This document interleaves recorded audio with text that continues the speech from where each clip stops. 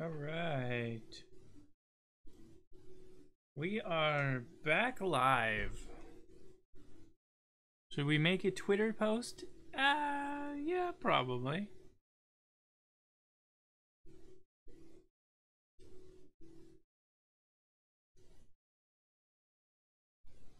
Let's see.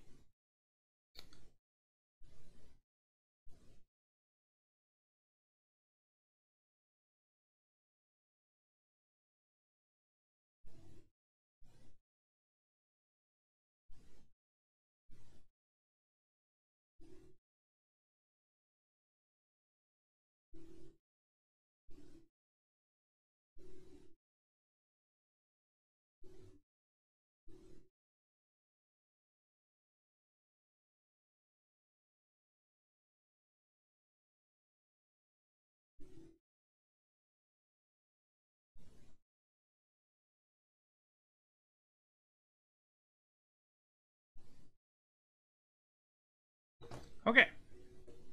Let's do some math. Let's do some introductory stuff until somebody has any questions. Introductory stuff. First year, first term.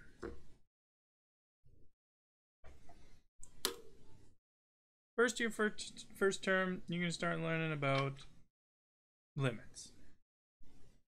You're going to look at functions first, and then limits. I guess the main problem that people face is not understanding functions, getting new ones from old ones. There is, in their textbook, usually you'll have kind of a basis of standard functions. Play some Fortnite? I don't like Fortnite. I for some reason, I can't get into it. I never was able to get into Battle Royale games. I don't like the fact that if I am terrible, which I am, that I have to start over immediately. Every time. You know? New functions from old functions. I guess I really need to have the proper color on here.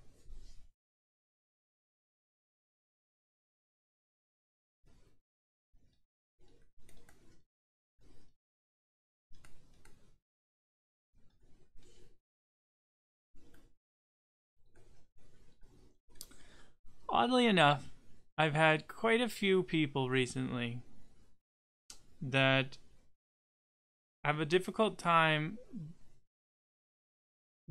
looking at a function.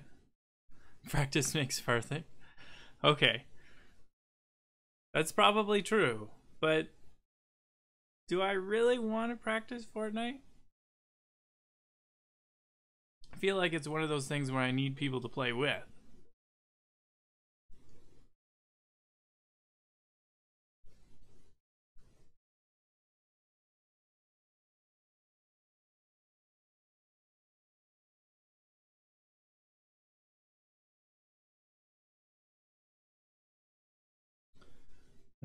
People.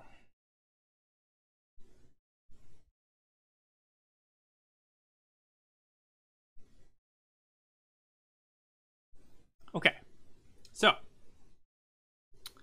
originally people have trouble with just understanding that f of x is just a function of x, where this is just the input. X is an input.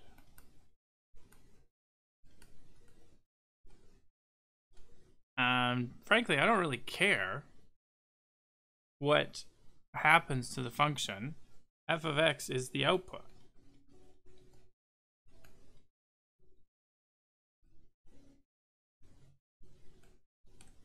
Simple as that. Simple as it could be. Meaning, whatever value you plug in for x, so let's say that some space contains all the values of x, its function sends it to a new space with all the outputs.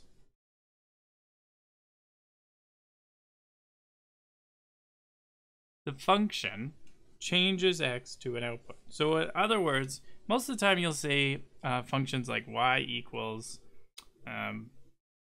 something. For example, it could be like x squared. And we know that that's a parabola. But if we plug in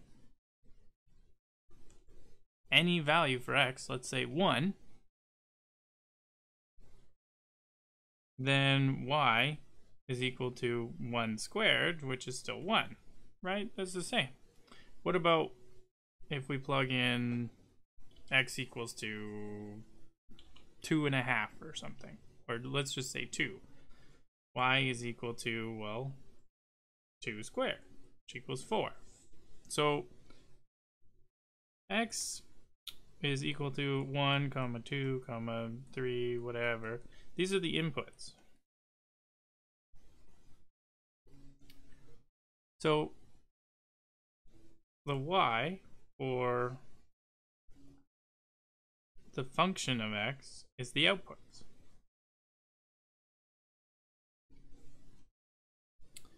People have trouble with when we start saying, well, what happens if we input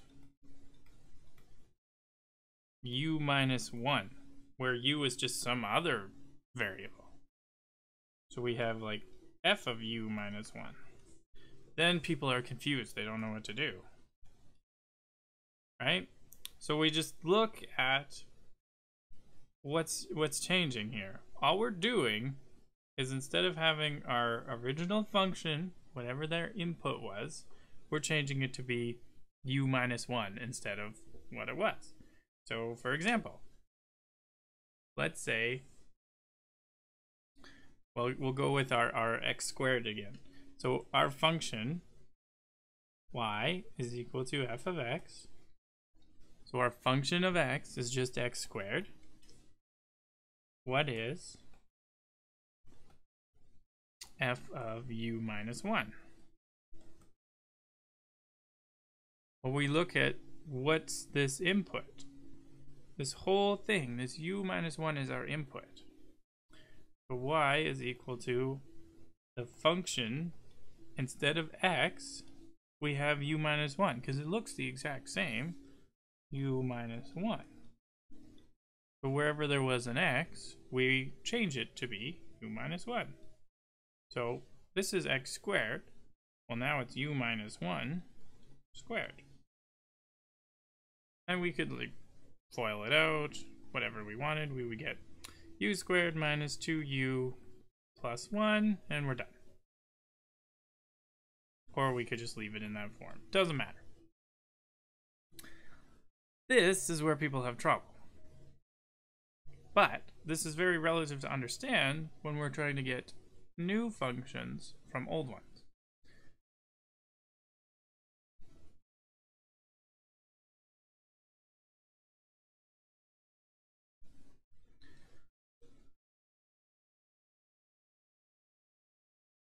So first, we're going to start off what makes a function go up and down.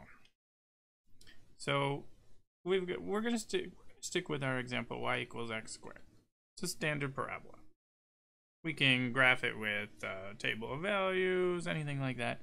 But I'm going to start with just knowing what the function is. And you'll get used to knowing functions right off the bat.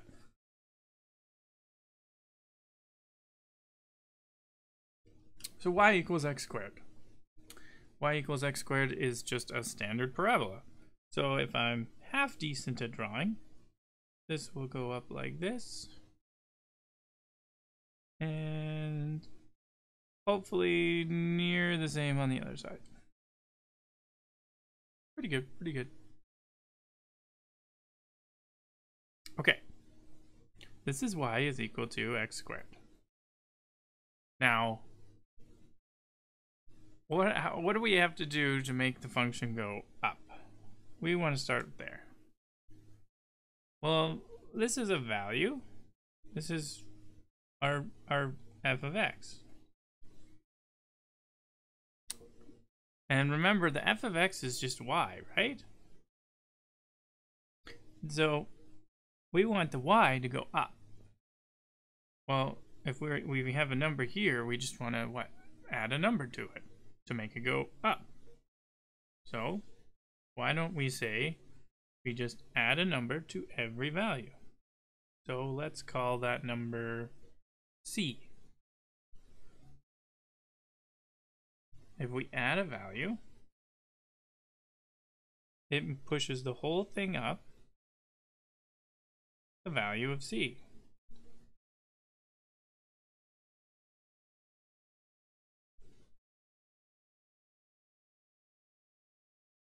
So what happens is the function looks the exact same, but now it's just higher.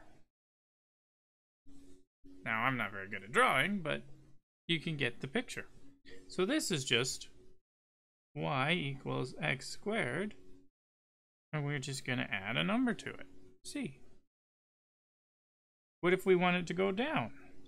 Well, same thing. We want it to go down c units. So we would just subtract. So y equals x squared plus c shifts the graph up.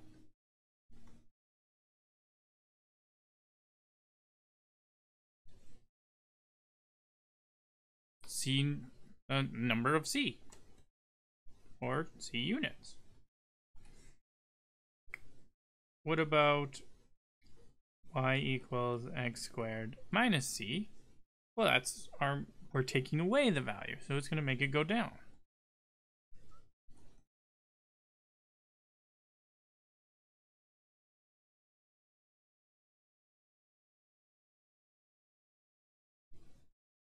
Okay.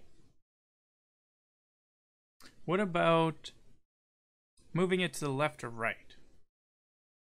That seems different, because it's not like we can just add a value to it. We need to change the value going on this x-axis.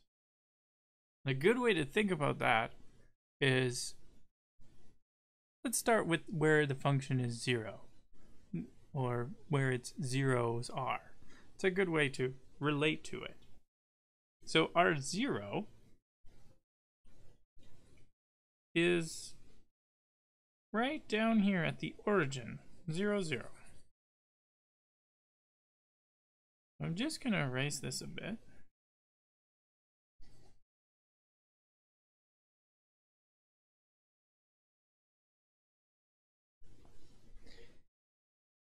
If our 0 is at the origin,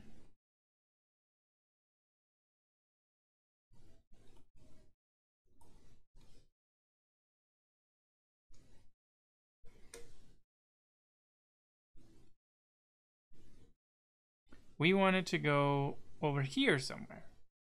That's moving it to the right. 3x squared? How would that change? How would 3x squared change? I'll show you. First, I was doing these shifts. What you're talking about is like a stretch, changing the values. So let's talk about, so 3x squared. How is that different from x squared? Let's do two table of values.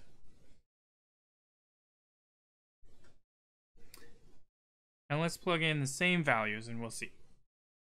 Okay. If x is 0, well, y is going to be 0 on both cases, right? What about x is 1 or 2 or 3? Of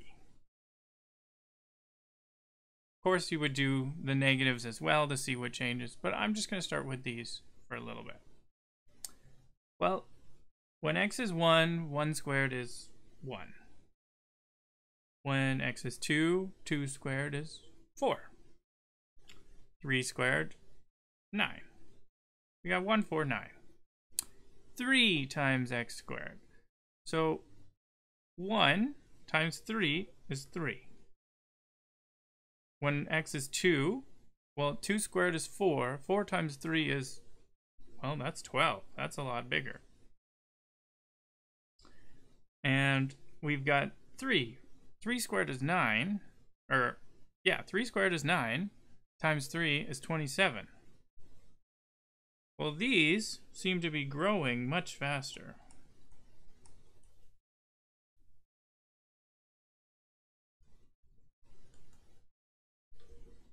So if this is our original function, y is x squared, let's plot some values here. So let's say that this is 1, 1, just for a reference point.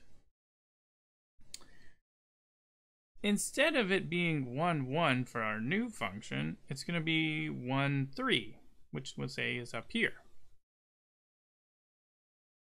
Yeah, nice. It would stretch. Just like that. Boom, way up there. 3x squared.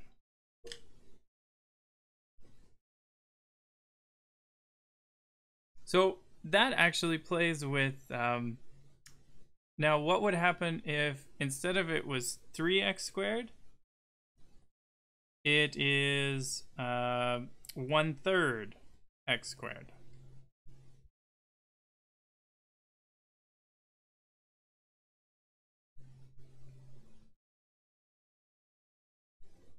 So this counts as a stretch.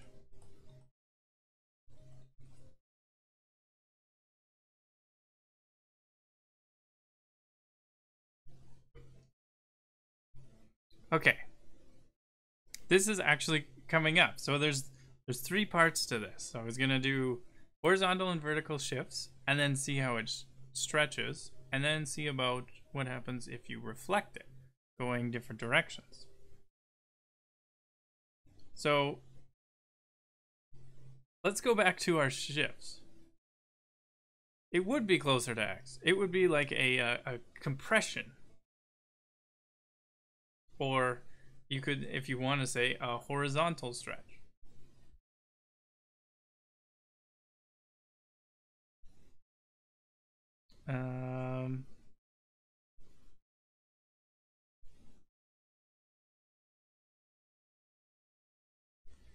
Let's see. We don't need these anymore. We went through that. So with that in general, we would say, well, instead of it just being 3, we can just say it's a number bigger than 1. So we'll say, let a be bigger than 1. And then we can say, in general, that if we take a function, y equals f of x, and if we multiply it by a in the front, okay. We multiply by a in the front, then this stretches vertically by a factor of a.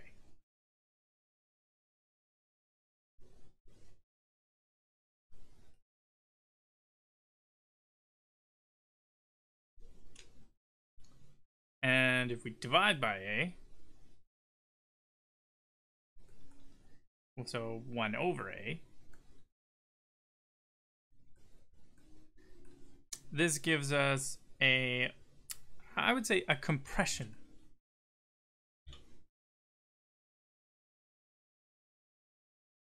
Taladrea, thanks for the host there. That's much appreciated. It would compress vertically by a factor of a.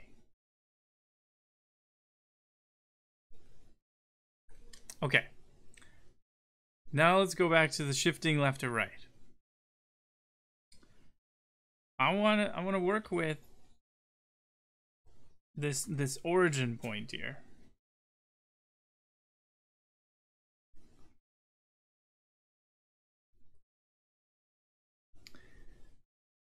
Thank you. This origin.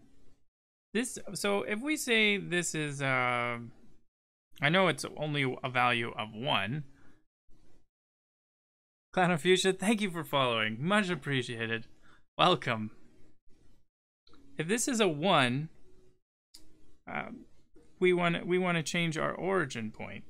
So we're going to redraw our function over here. It's not a very good drawing, but it's a bit of a start.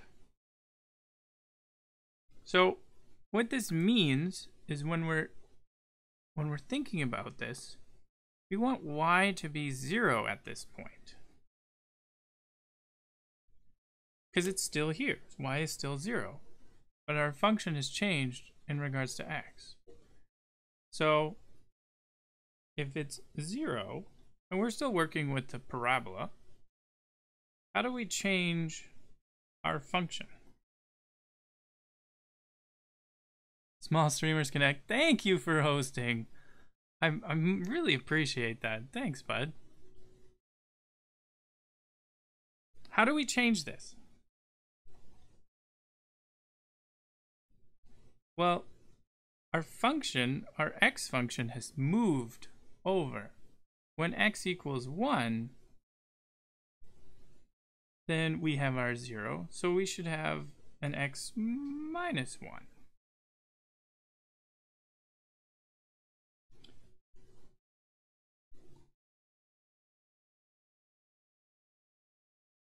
Because when x equals 1, 1 minus 1 is 0, 0 equals 0.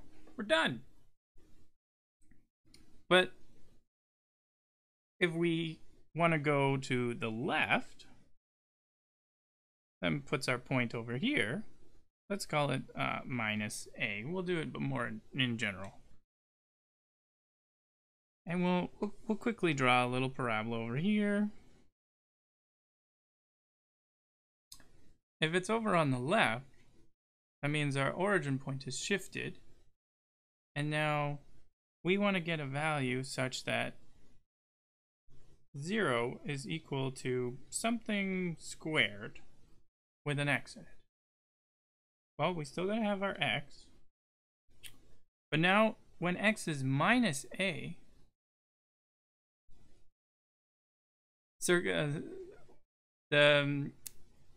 similar to the circle equation, this is just x squared.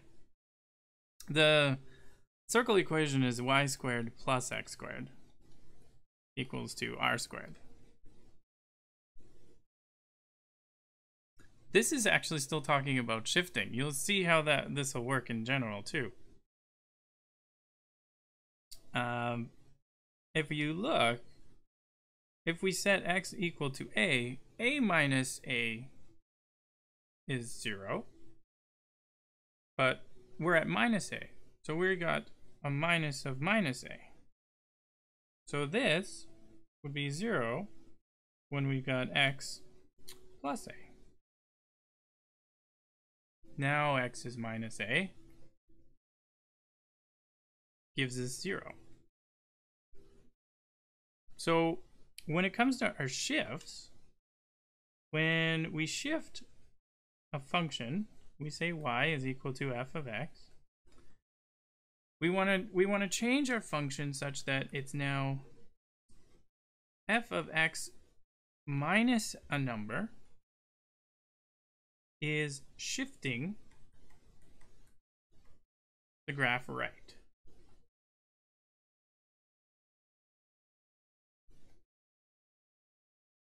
By a. And if we go f of x plus a, we shift it to the left.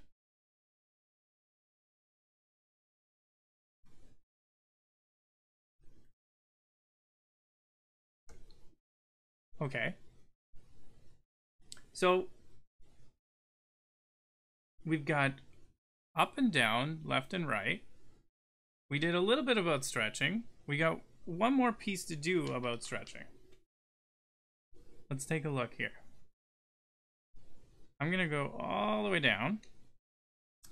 So what we did was we did some constant times, and we did a function divided by some constant, but we didn't talk about what happens if we have a number. So this is stretched vertically.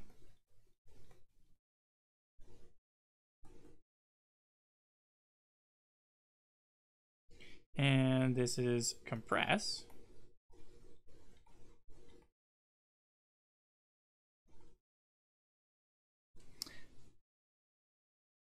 So if we notice this constant's on the outside of the function, well, it doesn't have to be a natural number.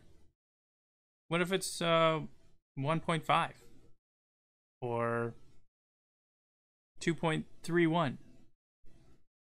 It's just some factor of a number. Because you can have, let's say, y equals negative 1.73 times x minus 1.1 squared plus 3.2. And that's a perfectly valued function. Perfectly valid. We could actually show you how to get there. But we are still missing two things. This is where we've got f of some constant times x inside. And the funny thing about these, f of x over some constant, is you can... Yeah, it just wouldn't need to be... You just wouldn't have negative, because that's a different thing. We'd be actually reflecting in that case, which will come up pretty quick here. We still got to do reflecting. The funny thing about these is some functions you can take these out, like this constant, and you can multiply it out. Some of them you can't, but that's okay. So if we multiply by a constant, what we're doing is increasing that input.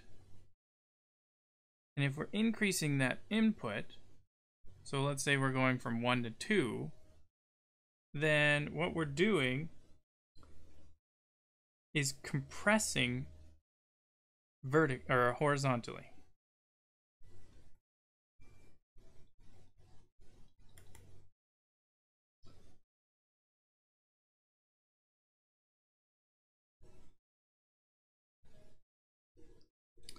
And if we're dividing by a constant, we're taking our value and we're shrinking it. So we're basically adding more to it, and this is stretching.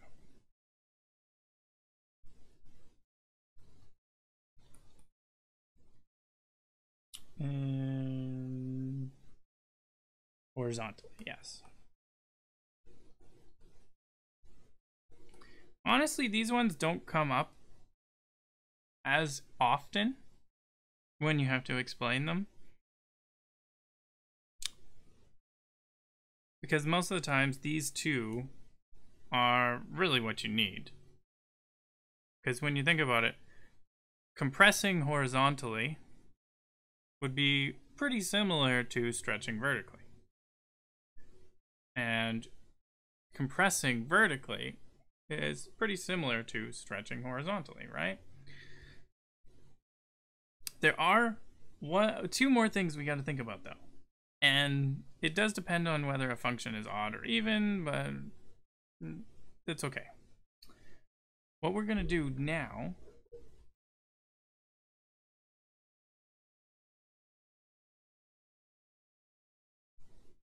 what is this? Okay. What we're going to do now is say, what about a minus sign? Because you were talking about negative numbers there, right? So what about y is equal to the negative of our original function?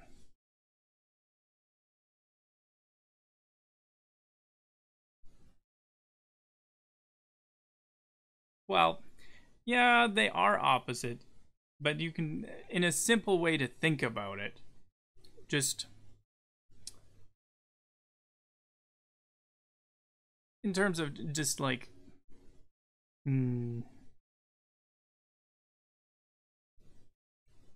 what's a good way to say it? For the people that don't need to go into extreme detail,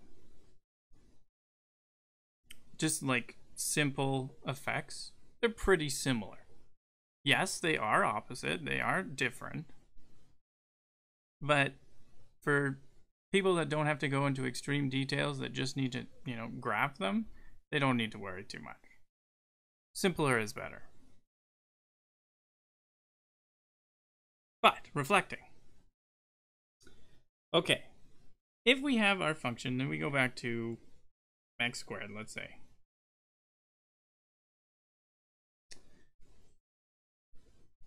And we draw our function like so.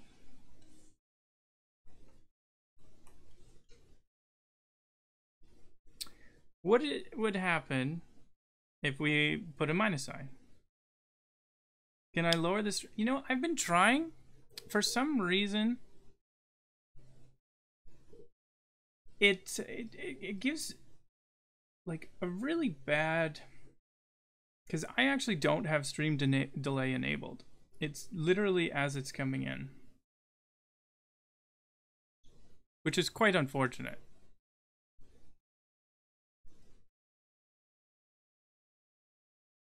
But what I like to do, so Cloud and Fuchsia, when I have somebody that wants to engage in like a complete conversation with me, or like we can do their homework or whatnot, what I do is I call them in Discord and screen share. So then we talk on the stream and they get my work here in real time. They don't wait on the delay.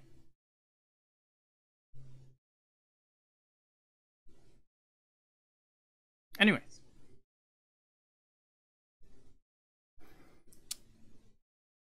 Yeah, it does happen, I know. It's unfortunate. And the problem is I have like the best internet, but I can't seem to go higher than like 2700 kilobytes for some reason. Even though I shouldn't be able to stream at 6000, no problem. Just based on my internet. It must be just how far away I am from the server.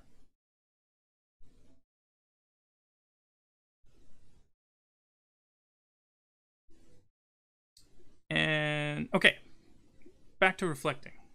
If we go y equals to negative x squared, well, all we're doing is we're changing a value to become negative. Well, the y value that's negative is down here. This is negative y down here. So this would just go from here to here, and from up here to here. Oh, look, all we would do is reflect. If I can draw semi okay.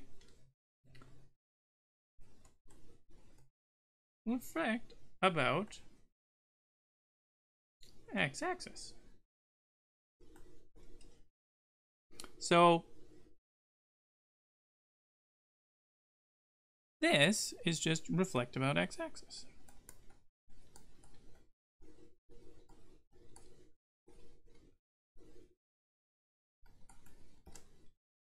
And now what happens if we go y equals to f of negative x?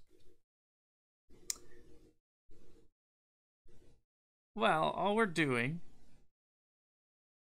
is reflecting about the y-axis.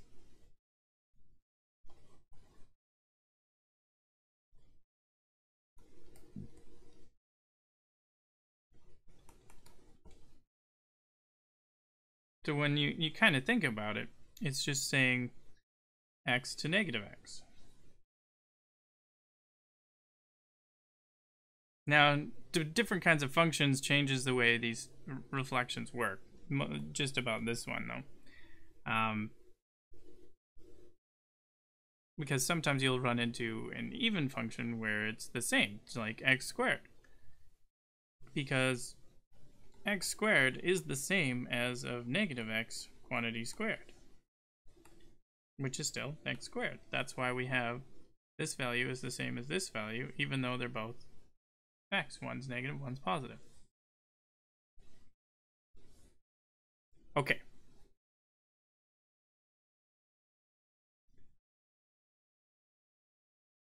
We've done functions. old ones from new ones. The next would be compositions. Composition of functions.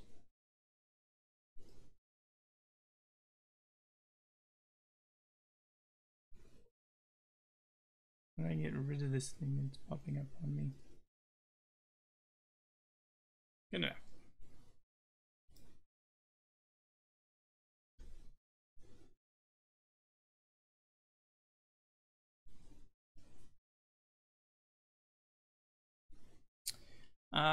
Definition. So, compositions of functions is pretty much similar to what we were doing, and you just have to kind of get past what something looks like. So if I say f of x is x squared plus 2x plus 1, and this is just an example, and I want to say what is f of x plus 1, or even better, just do something simpler, 2x. Now we were doing shifts and stuff before, and I was showing the relation to that. You just change the variable into what's there, right? So f of 2x is you're just replacing x to be 2x. So x squared becomes 2x squared plus 2 times 2x plus 1. So this would give us, well, using our exponent rules, we'd get 4x squared plus 2 times 2x is 4x plus 1. Okay, that's not bad. Easy. Let's say now, instead of what is f of 2x, let's say that g of x is 2x. And now what is f of g of x?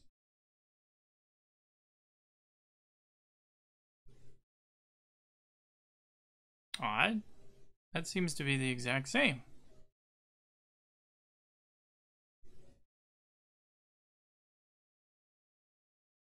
Let's see. If g of x is 2x, and all I'm doing is replacing x with, well, g of x, then I get f of g of x, which is f of 2x, which we already found out, 4x squared. 4x plus 1. Okay.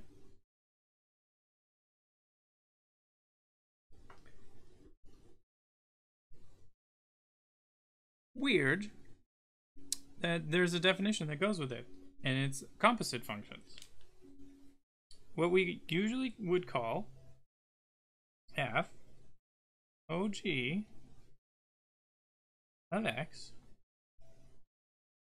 is f with g of x inside. This is called composite.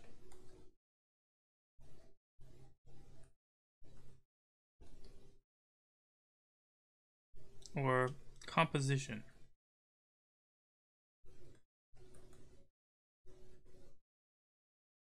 And it comes up in your course pretty frequently.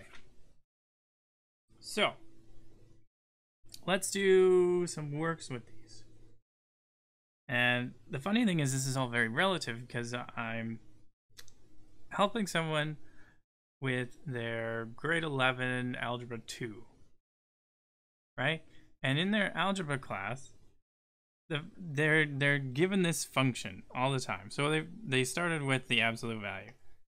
So y equals to a absolute value of x minus h, I believe, plus k. And they were supposed to play with this formula all the time and just find some number and plug it in and all that stuff. Instead of actually just learning that, well, if you add a number, it shifts it up, or if you subtract it, it shifts it down.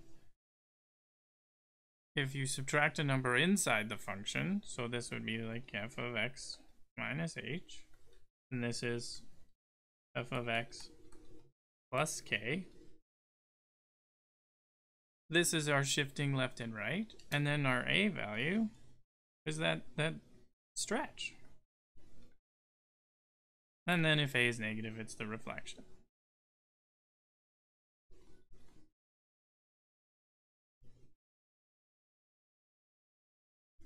Right? And then they had to go through this for so long and doing a whole bunch of questions, and then they are now going to start another one where it's the radicals. And they're given this function again. A x minus h plus k. And they're just trying to memorize this formula every time. Just memorize the formula. And then they have to remember k is this shift and this is up and down, and they're not learning the concept, they're just regurgitating a formula. And the formulas look the same, do they not? The only thing that's different is the function itself. In this case, the absolute value, and in this case, the radical.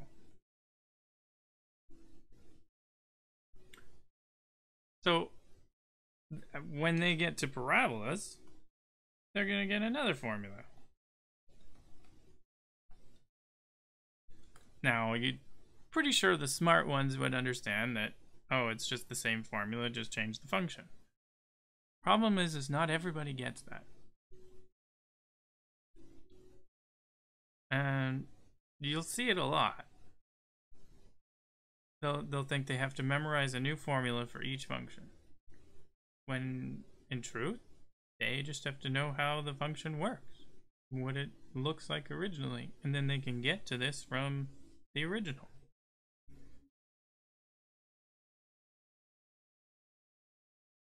What does the radical do? Well, it's the square root function. So square root function.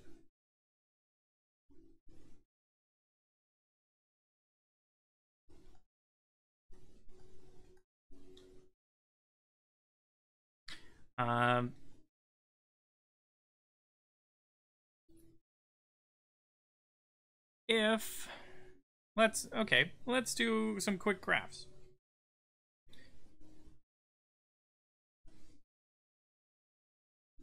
So here's our y, here's our x. I'm going to do another one over here.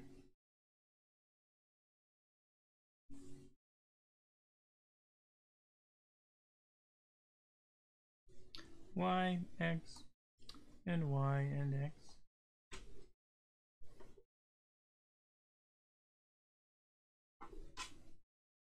And absolute value.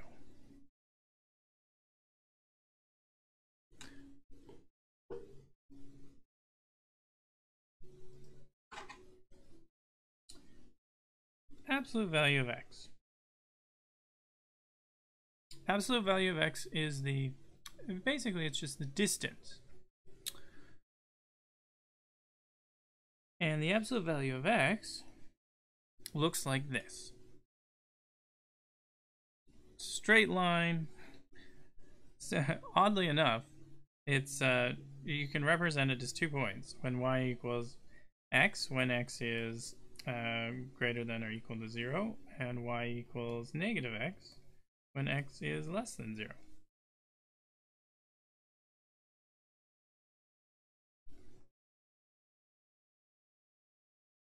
X squared is that parabola we were doing.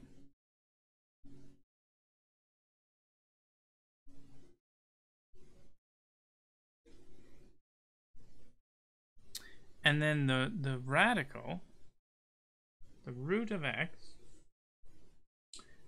if you do some table of values or something like that, you'll notice that The root of x, well, the square root of 0 is 0. Square root of 1 is 1.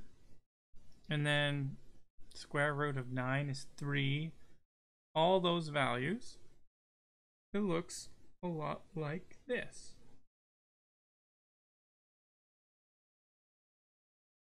The root of x.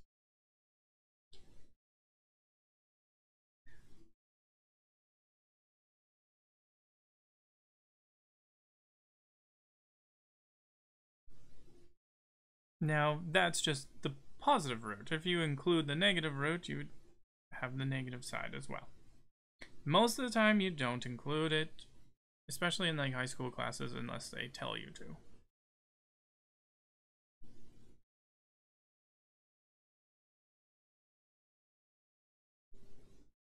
Now, my question would be is, why give them this formula every time? Why don't they simply just understand shifting left and right, up and down? What happens when you multiply a number? All those things. You just learn those things at the beginning, and you keep reiterating those things, and you can do that with all of these functions without having to memorize a new formula. Because then they'll get into trig functions, and they'll be given a new function for each one of those. There'll be plus all the identities they have to remember, all those things, right?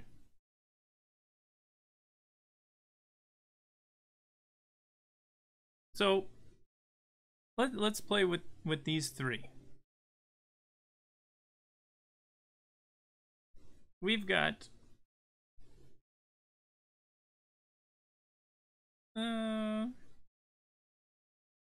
those three original functions.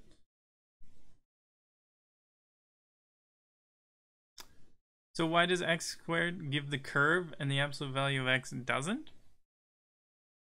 Well, think about what x squared does versus what the absolute value of x does. The absolute value of x is just basically the distance from x to 0.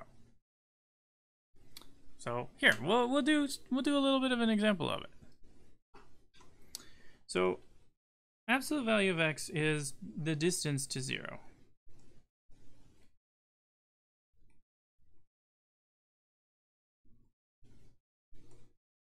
Or the origin. Okay. And the distance from any positive x value is just that x value, right? So if x is 1, then the absolute value is 1. If x is 2, absolute value is 2. The distance of a negative value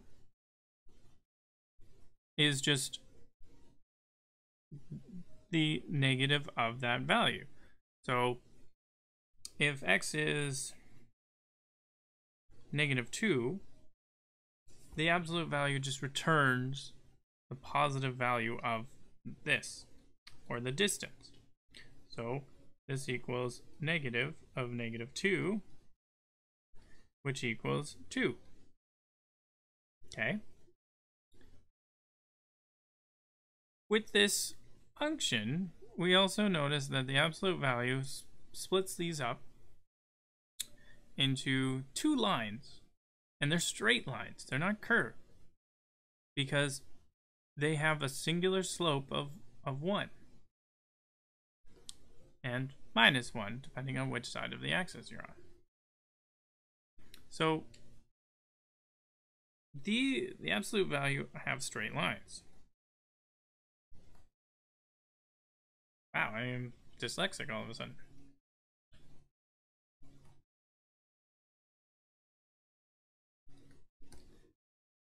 And come on. There we go. So we can break it up into 2 parts.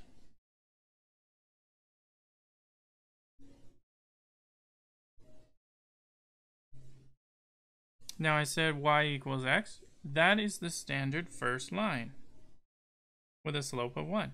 Y equals x. And then you've got to add the second one where y is equal to negative x.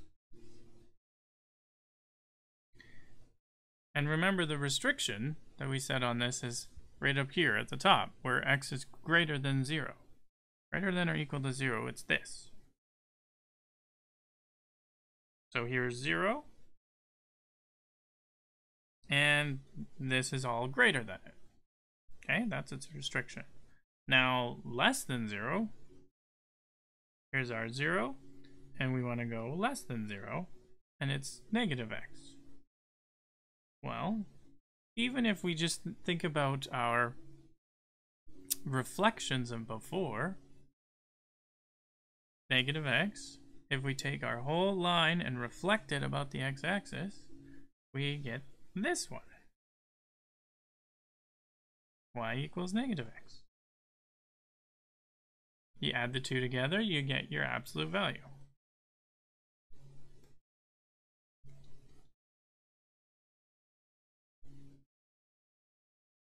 Cool? Now, that's why those ones are straight lines, but why is x squared curved? Well, let's think about it. It's not just going a 1-to-1 ratio. It's growing faster and faster the bigger the number gets, right?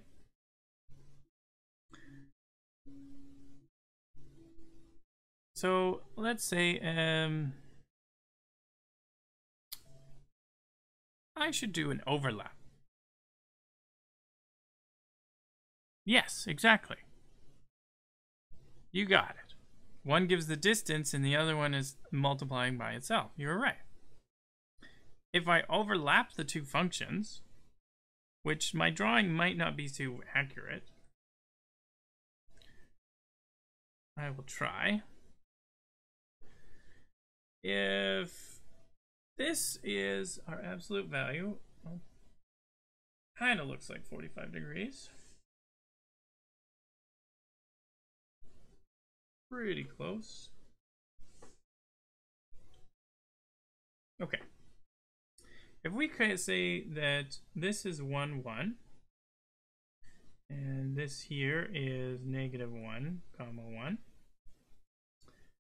and this is 2, 2, this is negative 2. Okay, let's draw our parabola over top of it. Well, when x is 1, so this is the y equals absolute value of x. Y equals x squared. We do a quick table of values. When x is 1, well, y is 1. Okay, those two are the same. When x is 2, well, y is 4. So if I go 1, 2, 3, and 4, it would be somewhere around here. Now, let's throw in a number 0.5. 0.5.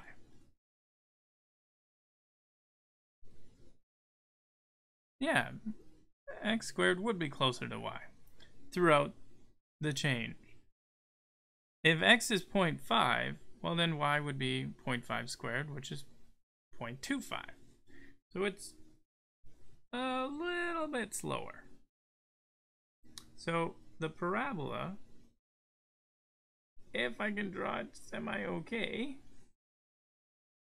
looks a little bit like this in an overlapping.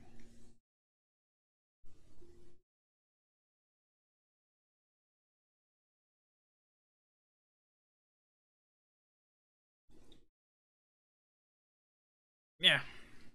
Honestly, you'd be surprised at how many professors I had that were just as bad at drawing graphs as I am. And it was always funny when they said, I don't know how to draw something in 4 dimensions. You give it a try.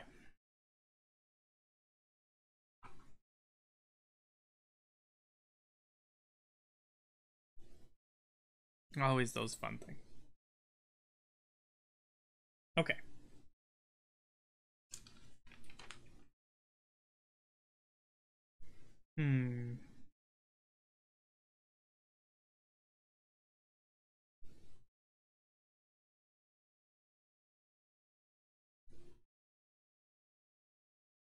That's what we did with those. What should we do next? Do we do some examples of compositions? Things that, just like a few simple ones? Or should we talk a little bit more about functions?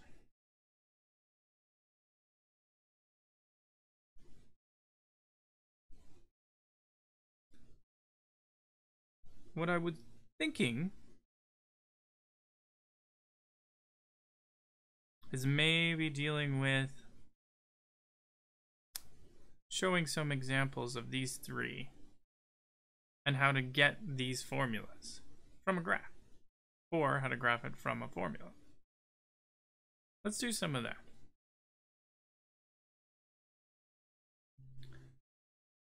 So, a simple one.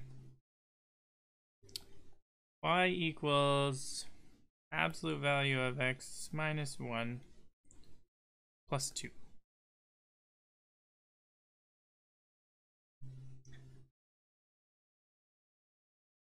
How would we graph this function?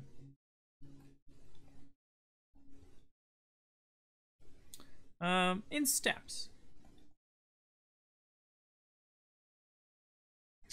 From the base function.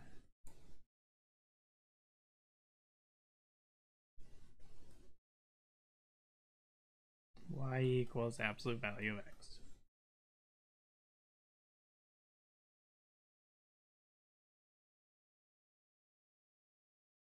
Yeah.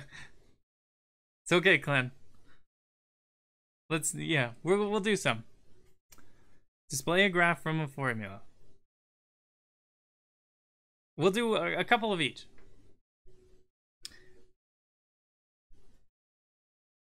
Okay. If we take this function, we got to look and see how has it changed. And we can play with it in pretty much any way we want. We can take a few steps that would seem more logical than the rest. So for this one, let's start with, well, y equals x minus 1. Let's graph this one first. Well, if we go back to our shifts, f of x minus c shifts the graph right c units. Harder with logs? Okay. Okay. If it shifts the right c units, all we have to do is just take our function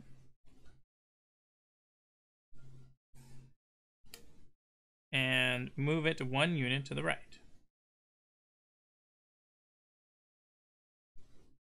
Boom. Boom. It's not very great, but it's pretty accurate. This is 1 unit to the right.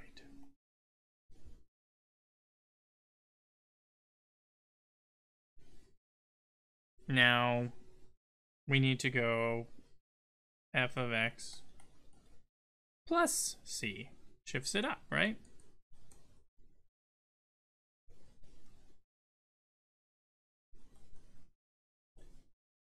So, all we have to do is go up 2 units. We'll say this is 2.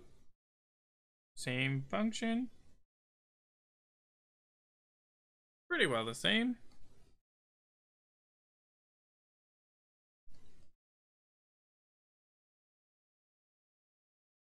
Cool.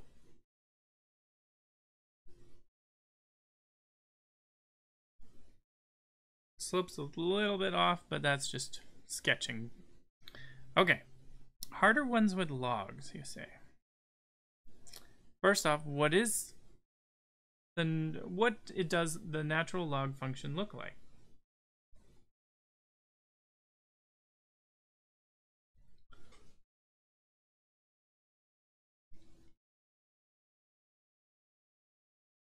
I should make it a little bigger.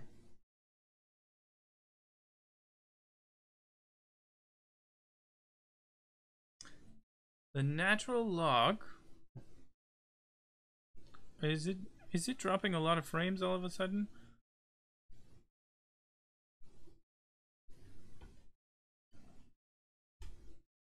Oh, come back, come back.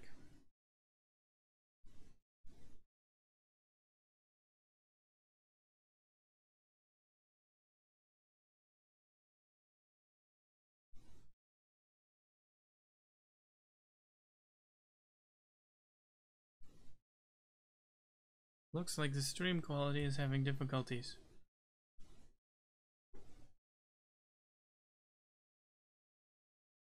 It's okay?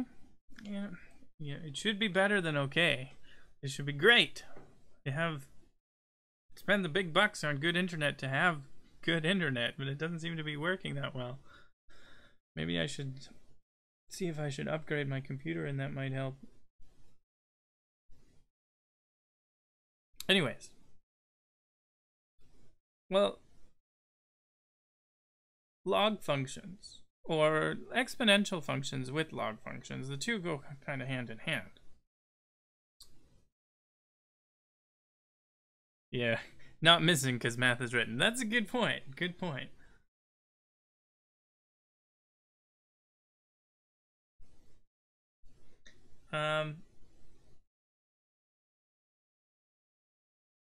Let's see. What would be a good way to start by discussing it? Y equals e to the x, and we have y equals natural log of x. Now, I could go with like the base values, y equals a to the x, and y equals the log of x with base a, let's say. Camera freezes? Okay, that's not so bad then. But, I mean, we don't need this too much. It's better to work with this, and then maybe we'll, depending on the classes and whatnot, we'll work with the other logs. Y equals e to the x. Well, regular exponent rules, we should just start with that. A to the power of 0 is 1. Good. A to a negative value is just a, oops, I should write it better, 1 over a to that value. Okay.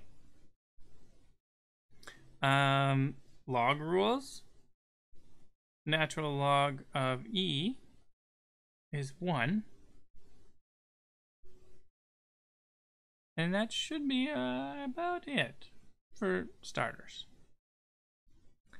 Okay, using this, we can start constructing our graph. Let's start with y equals e to the x. Well, when x is 0, we get 1. And when x gets increasingly large, like really large, we see that a to the x, so like the parabola function. Oh, Lee Pogo. I've seen one of those too. The 2, 3, 3, 5, 9, 10 to make 951 using any equation, which can't reuse the numbers. I've seen some of those. Those are pretty funny. Off the top of my head, I don't know. If you have to play with it for a while. So let's construct this graph here. It's going up very large, kind of like a parabola. But as we go x into the negative values, it's shrinking. It's getting lower and lower. But it never actually gets to 0.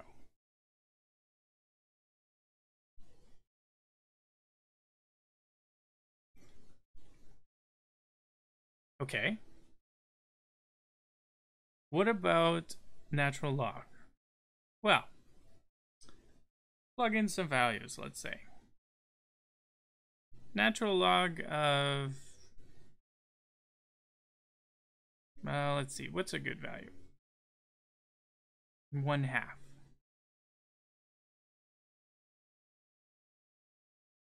Well, surprisingly, natural log of 1/2 is a negative value.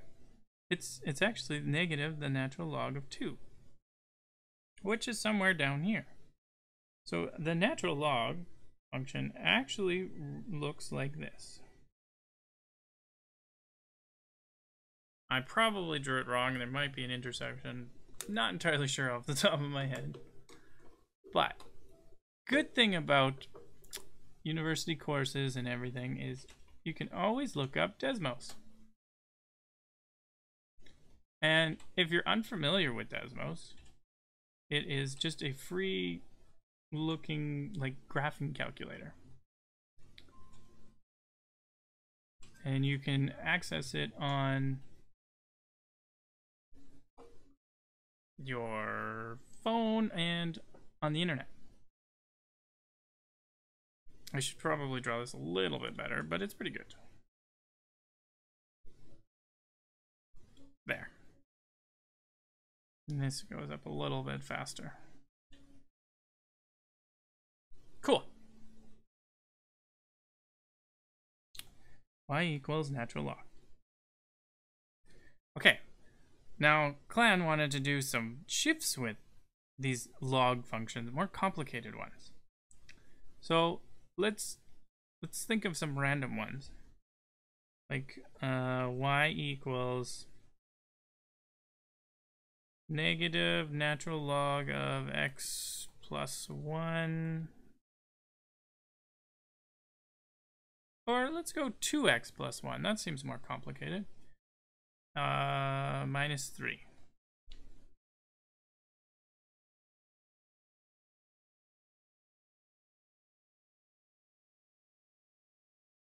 Okay. This is interesting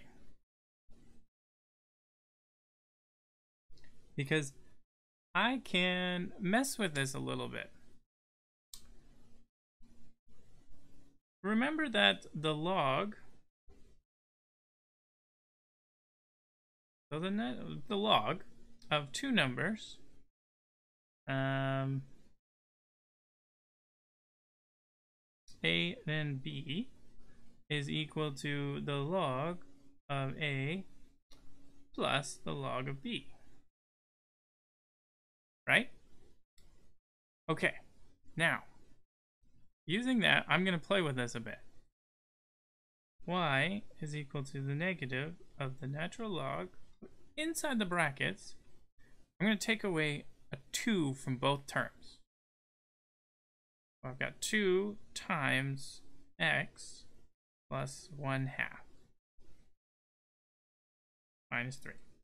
So if I plug the 2 back in or multiply it back in, it simplifies and we get back the same. But look, I've got natural log of 2 times x plus 1/2 in the brackets. Okay. What happens now is we can split it up like this. We've got y equals negative natural log, and I'm going to put it in these brackets so we don't mess anything up.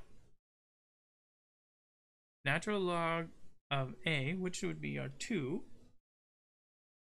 and then we've got a plus the natural log of x plus 1/2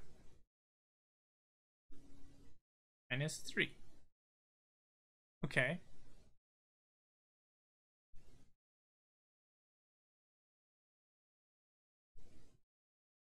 So what do you do with this? Y equals, well, let's distribute the negative, minus natural log of 2 plus, well, we got to distribute the negative, whoops, minus natural log of x plus 1/2, and then we still got that minus 3. Well, this is a constant, just like the minus 3. So we could write them together. Y equals, well, negative natural log of x plus 1/2. Then we got minus 3 minus natural log of 2. And what's the natural log of 2?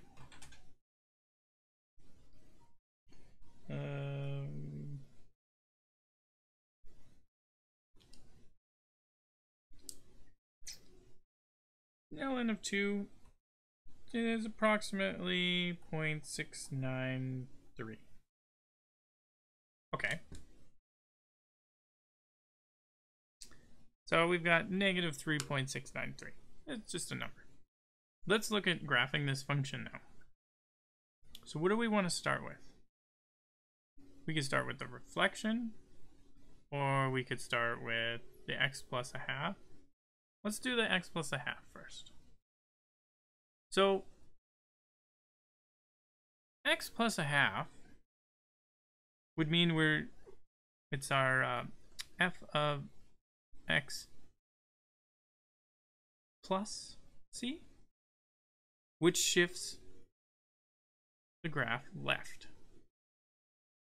from our original grouping, right? Okay. So then we can go like this. Quick sketch. We're only going to go to the left half a unit, so somewhere over here. Okay. What about the negative sign?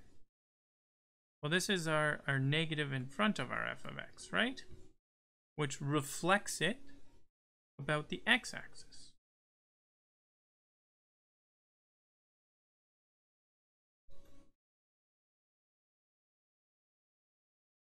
So if we think about that, it would be kind of coming from up top here.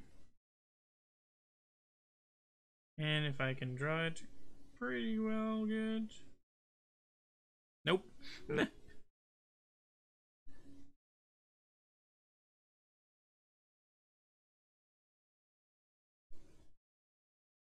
Nice. This is the natural log of x plus 1/2. This is the negative natural log of x plus 1/2. And then we've got one more piece. The minus 3 minus ln 2. So, as another one, so we can show each step. We've got this function here. Now we're going to subtract minus 3 minus ln of 2, which means we're going to drop it that many units, close to 4, let's say. We've got f of x minus c shifted down.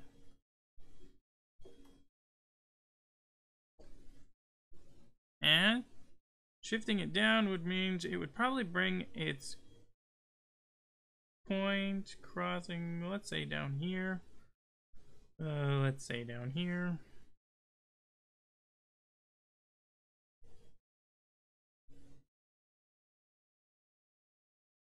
Y equals negative ln of x plus 1/2 minus 3 minus ln of 2.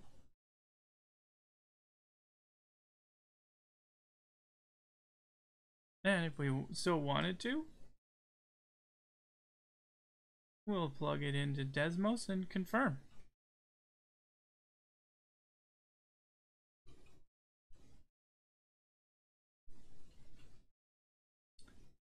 And minus 3. Yeah, just like that.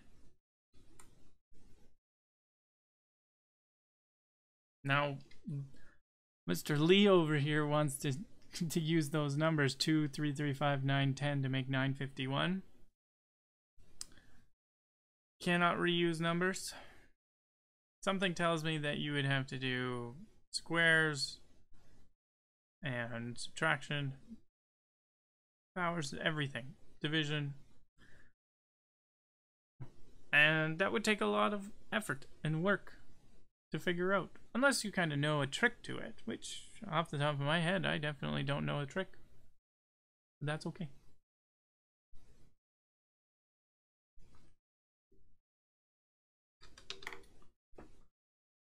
So, oddly enough, we did a little bit of a trick taking this function and making it a little easier for us to graph manually.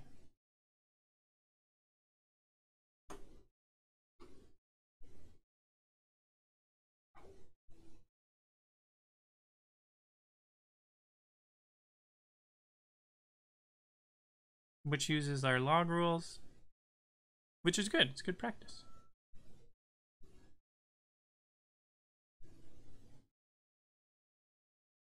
Let's see, what can we do next with these functions?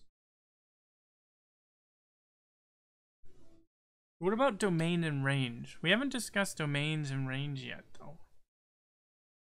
We should do some of that. So if we go back to these functions,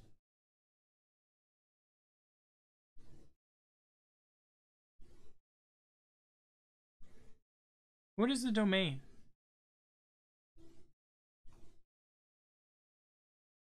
What is the range? The question is what are the definitions of domain and range? And basically in your own words, what's the best way for you to remember how to determine the domain and range?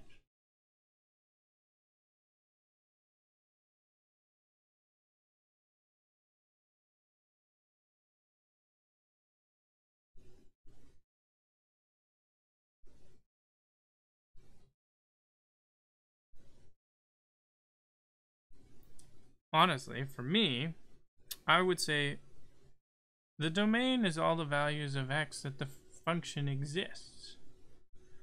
And for the range, all the values of y that the function exists. So in this case, well, it exists across all values of x. So it would be from negative infinity to positive infinity. The range, well, it's only at positive y values. The range would be including of 0 and going to positive infinity. And this one, well, this one's pretty similar. It's the same. Yeah, the field in which the function is capable of existing. You got it. What's the domain and range of the parabola function? It's pretty much the exact same, because it is. All values of x. And it includes 0 and goes to infinity. But what about the radical function? What is the domain and range of the radical?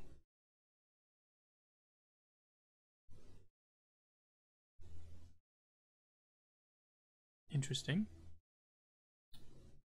It only has positive x values, but it does include 0. So it goes from 0 to positive infinity. What about the y values? Well, it doesn't go into negative y, and it includes 0, so we got 0 again. And it looks to me like it takes all the y values. Because for as large of x as you can get, you'll still get a y. So the range would be from 0 to positive infinity. Okay. What about domain and range of these functions that we messed with? So if we go to this one, yeah, let's go here. What is the domain and range of e to the x? Well, the domain looks like it's all real numbers.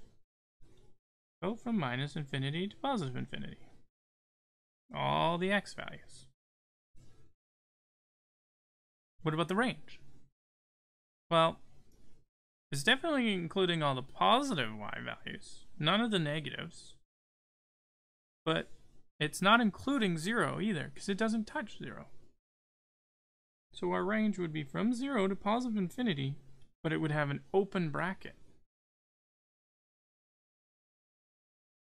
So it doesn't include 0. And what about the natural log? Well, the domain has only the positive x values. Again, it doesn't include 0. So 0 to positive infinity. What's the range? Well, this time, can't see the graph? Okay. The range of this one would be from negative infinity to positive infinity.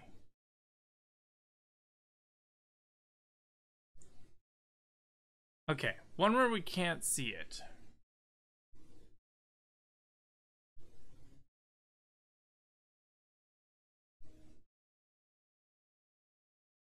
Okay. Let's dream up a function.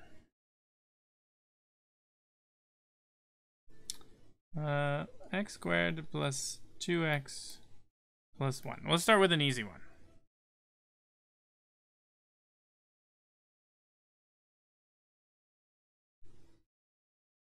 Start with an easy one. Okay, without graphing.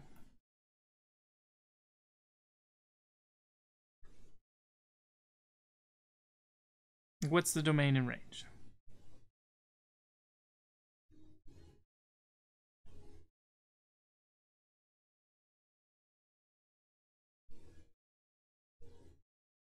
Well, I noticed that this is a parabola function. And it's a parabola function with x. And the domain of each piece of this function is all real numbers.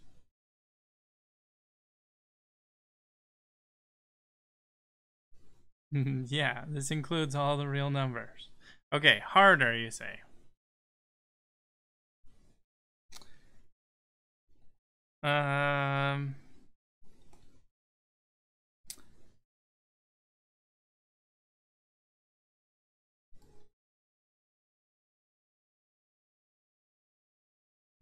Tan of x minus pi over 2 x minus pi over 2 comma x plus pi over 2.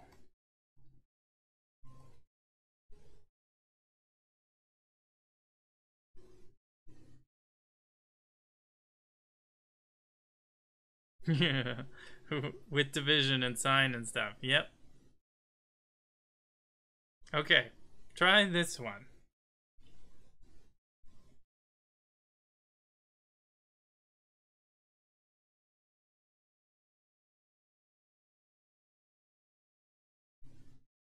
Okay.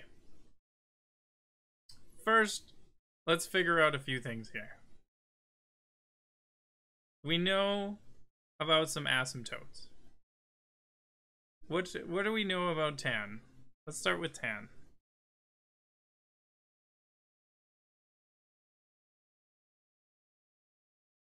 Where does tan not exist?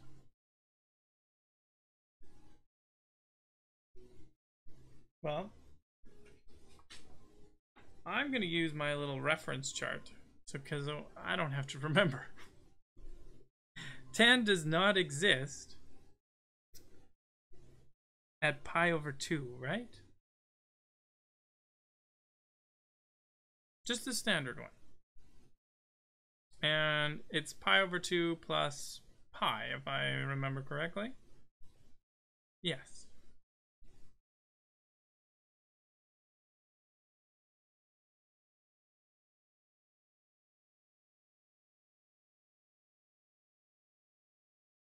And we'll say n pi. N is a natural.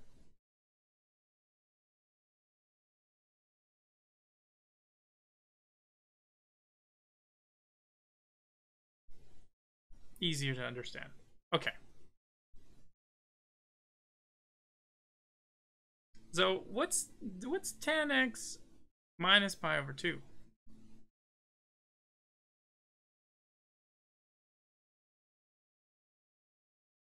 The delay is killing you. I'm sorry, I wish I could make it better.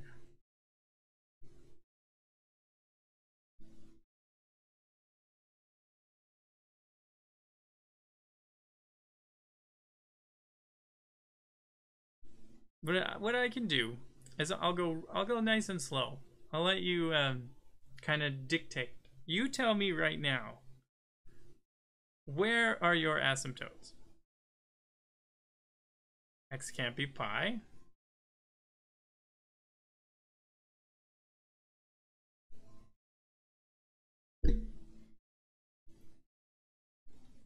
So x can't be pi. Where else can x not be? What about 2 pi?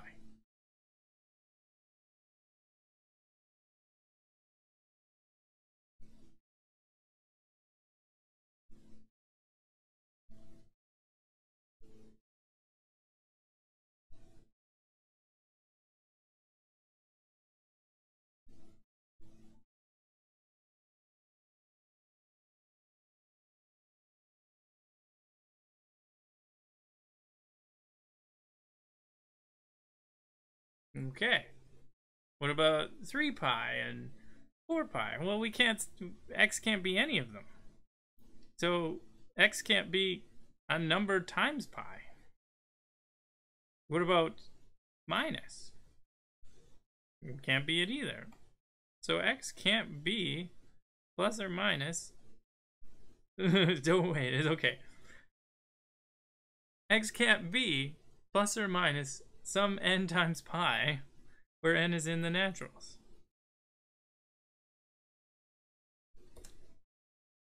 Okay, well, we've got tan covered, but what about these other ones on the bottom here? This other one on the bottom is kind of messing.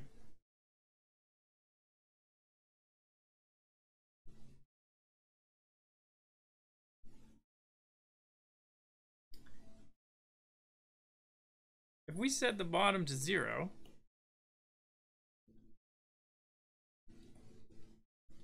because we can't have 0 on the bottom, that would give us an asymptote.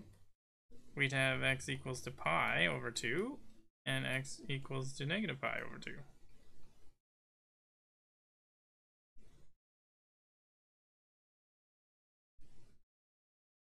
Now,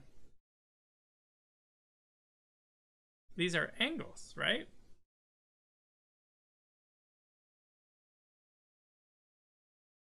It's the square of minus. You don't know how to call it in English.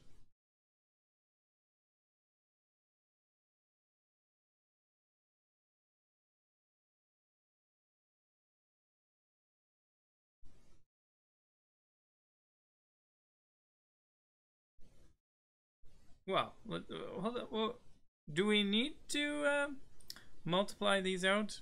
Probably not. They're in a good form now.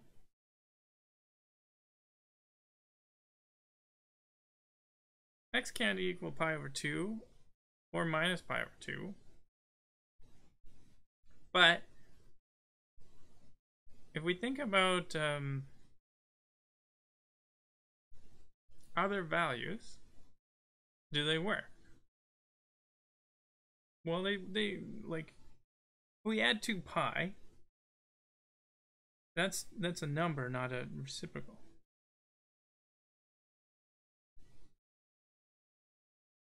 So these ones will work. So I would say that the domain why am I having troubles writing today? Holy cow. Would be the values of x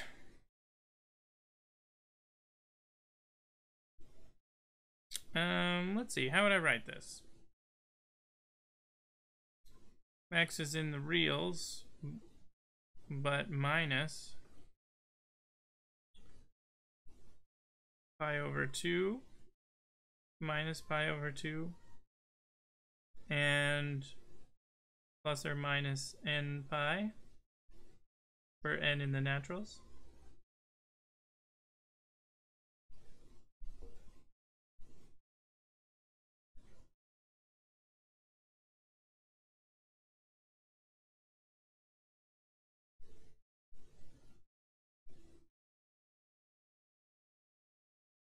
And then range of tan.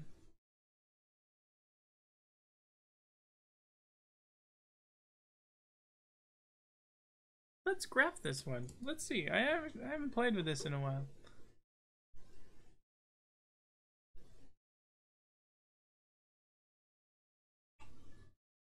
Okay.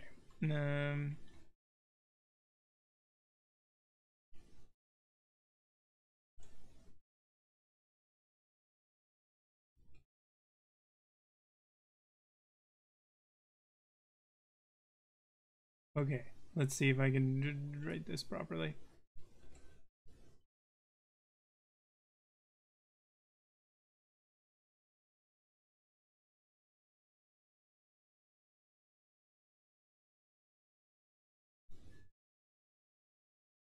Ooh, ooh, ooh, ooh, ooh.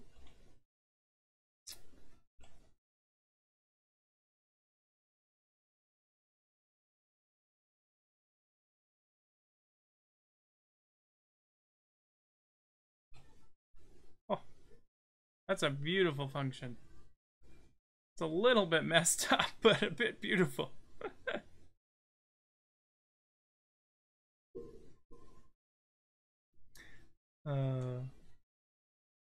Okay.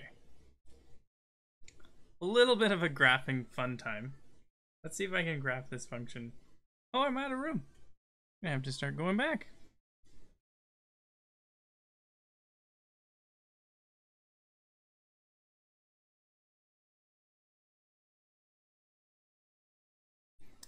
So this actually kind of looks like this.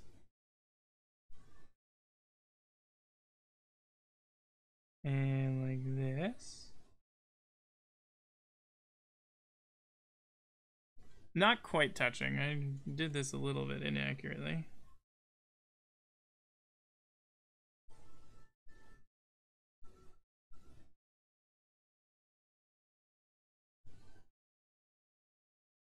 And then it's got another piece over here that goes like this. And another piece like here that goes like this. And it keeps going.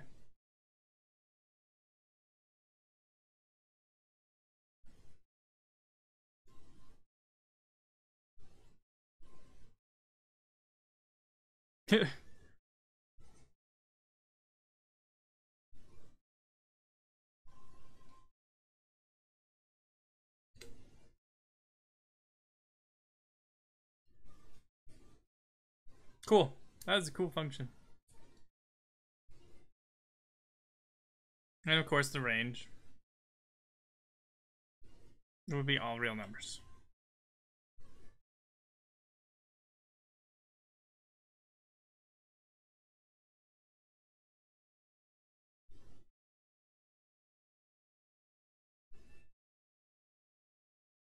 Interesting. That was a fun one. That was a good one to make up. Now,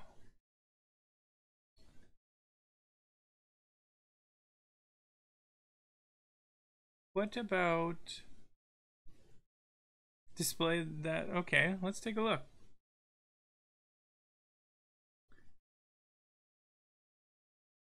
I'm gonna go right back to the beginning here. Just move over a bit. Okay, brand new page. We've got natural log, domain, symmetry, extreme values, etc. Why? What are you so interested in this stuff for? Are you trying to test me or something? X plus 1 to the 1/2.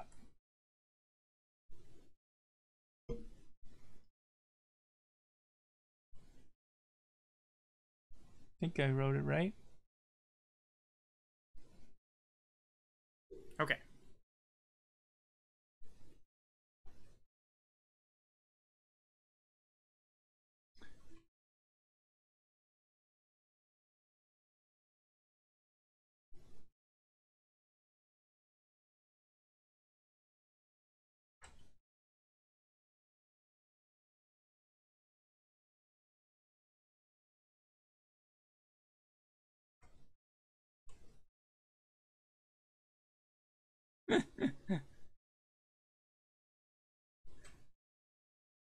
Well, the good news is I don't remember everything either.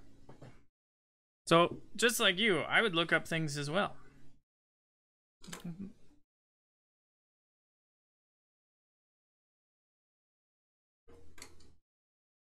So, a quick Desmos graph lets us talk about this.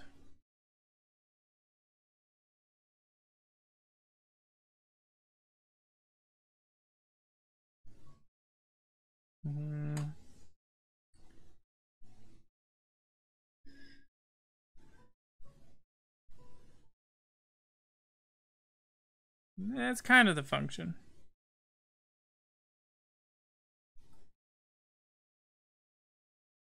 So, let's think about this.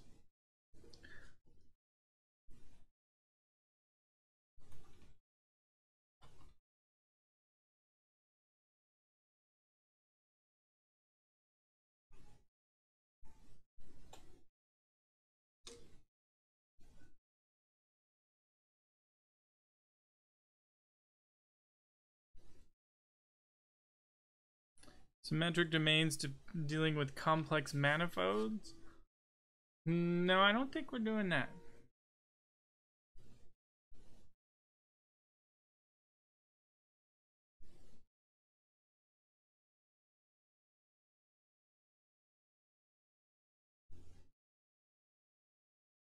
Well, this... How do I want to say this? This function has some symmetry to it, does it not? This function is symmetric.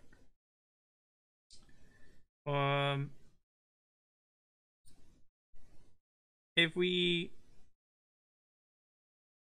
what is this? Quadrant 4, right? It goes 1, 2, 3, 4.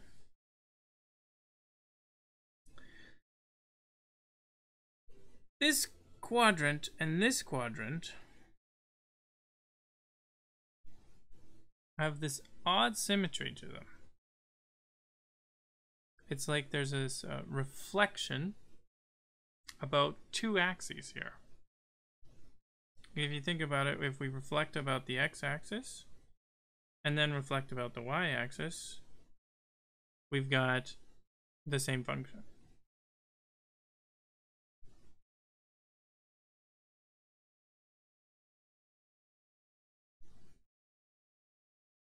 What else can we say about this? Extreme values. Let's look up a definition of extreme values.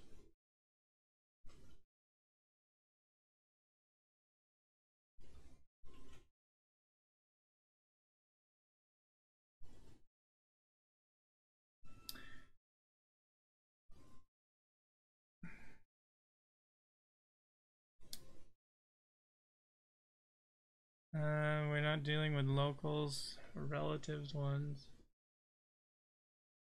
I mean, if we were doing an interval.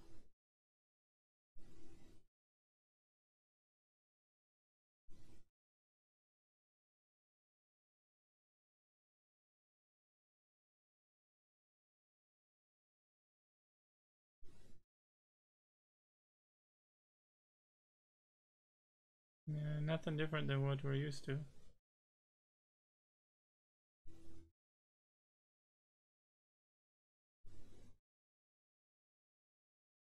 Well,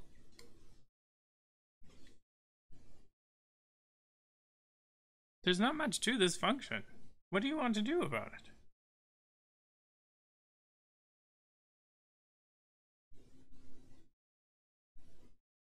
I guess we could, well, okay. Quick definitions then. Extreme values.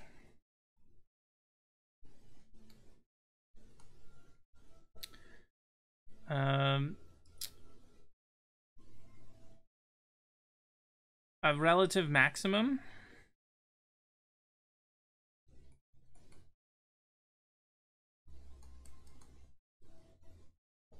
is where it's got its highest value on an interval.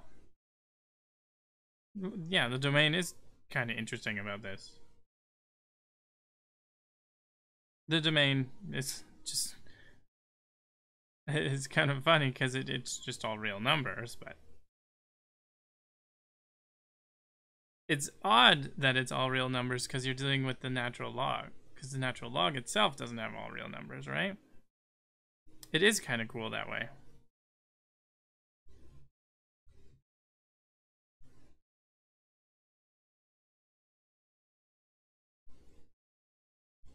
So what would be, hold up.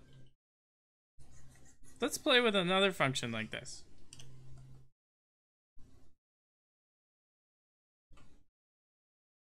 What if we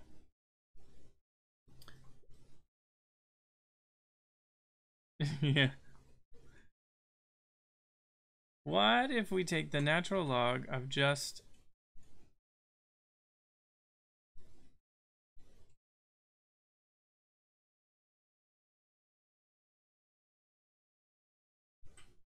oh, come on, you can close this.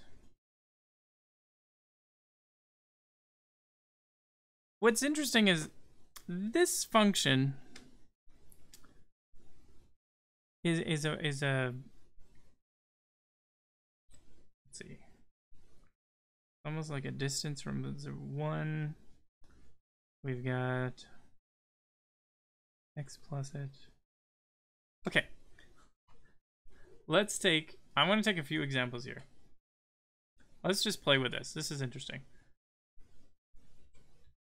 Natural log of square root of x.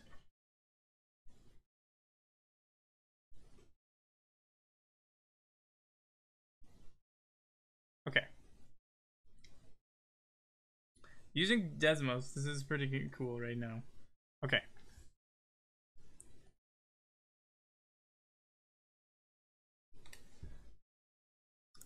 What about y equals the natural log of x squared?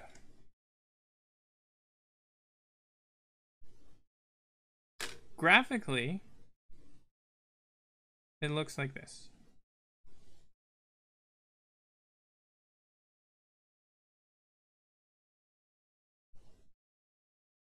It just has both values included. Now, what about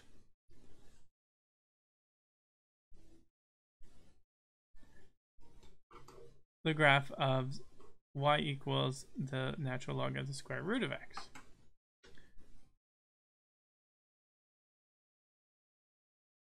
Basically the same, smaller numbers, right? No big deal. Well, yeah, you go from here to prove it. I get that. I'm not trying to prove it yet. I actually just want to play a little bit first. Because these functions are interesting. Let's see what we can make with these different kinds of functions. And then we should go and try and prove it. Yeah. We should play a little bit first, and then we'll go to proving. Okay. What about the natural log? Now,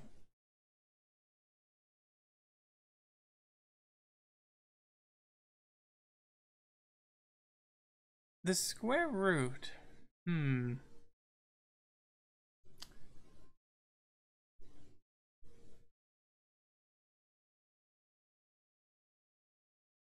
I want to try and think of a function that would be similar to throw inside. What should we do? So the one we have is the x plus x squared plus 1 to the 1/2, right? Now, Exactly what like you were talking about. This is greater than 0. Because I was looking at like when different values of when x squared plus a, let's say, is greater than x.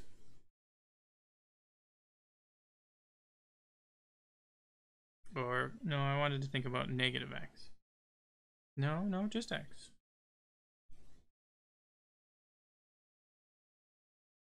I was thinking of functions to deal with messing with this.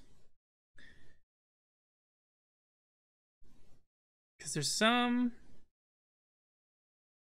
like, these numbers. I guess it is just going to prove it instead of playing with it. Oh well. We want to go with negative x. Well,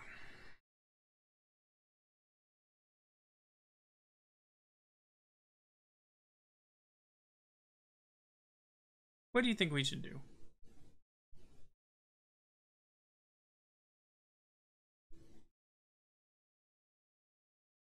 I might as well replace a with a 1 and go from there.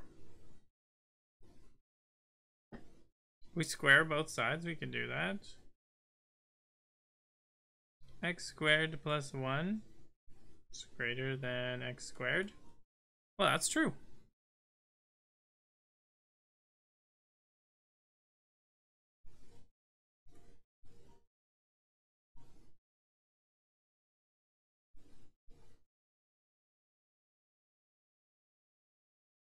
Which means that this is always greater than 0.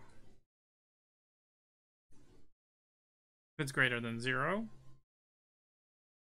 then it works for all values to get the domain, right? But I want to think of another function that would be interesting to play with that maybe doesn't work.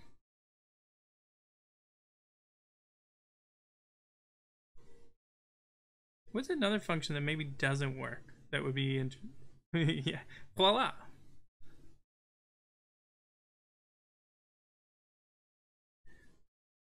What about... Now you got me thinking about some funny functions. Let's see, what can we mess with?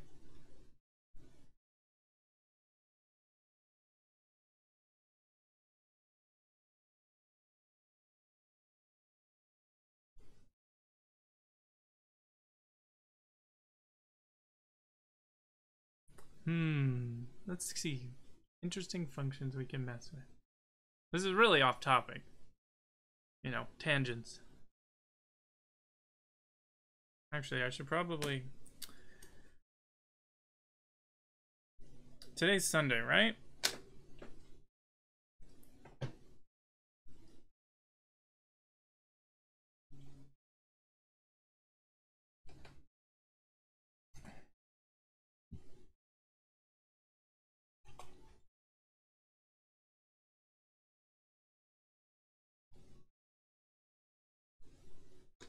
Okay, yeah.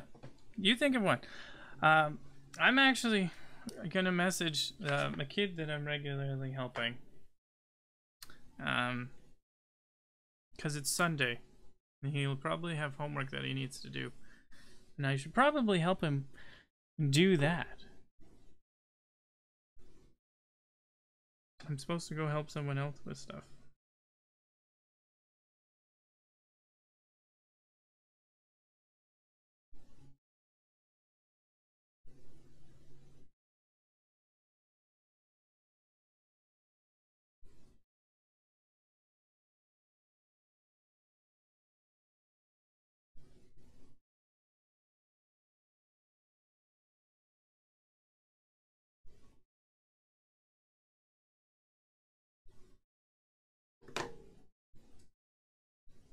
Okay, let's see this function.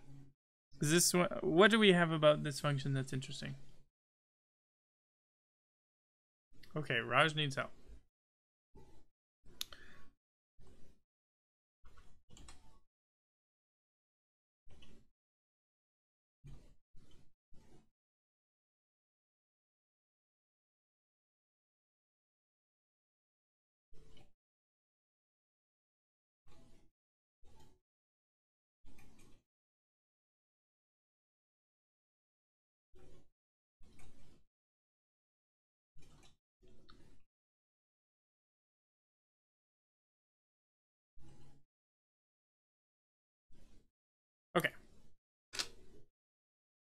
No, he needs help, but I gotta find out when. For now, we're gonna do this. Okay. We've got y equals, I believe it says x over x squared minus 1 to the 1/3.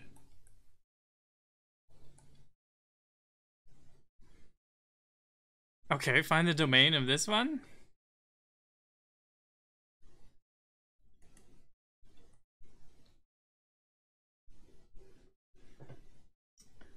This one is interesting.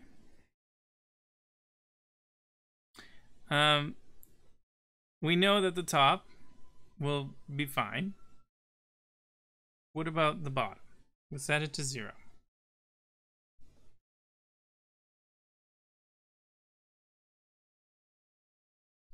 Well, the 1/3 doesn't really matter. X squared minus 1 equals to 0. X equals plus or minus 1.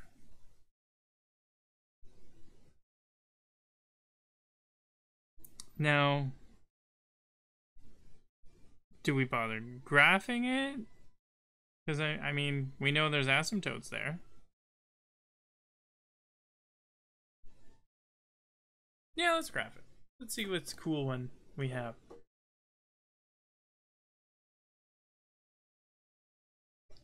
Y equals.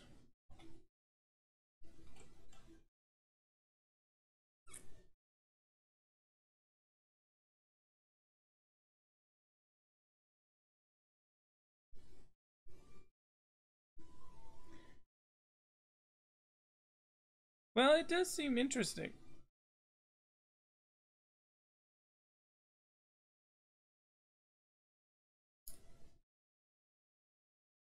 Okay, let's think about that.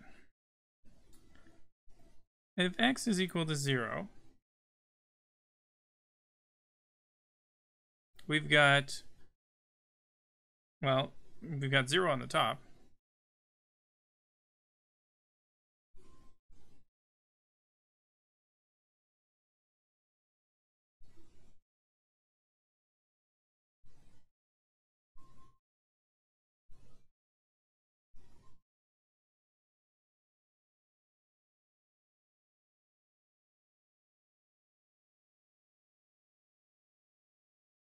Sorry, the friend needs my help with some other stuff. It's weird. He's just moving. Okay. What happens when x is 0?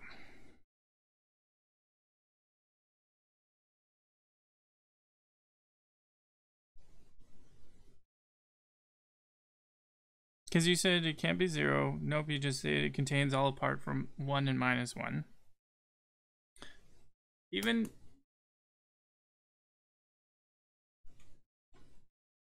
nope, I'm hitting the wrong buttons here. There you are.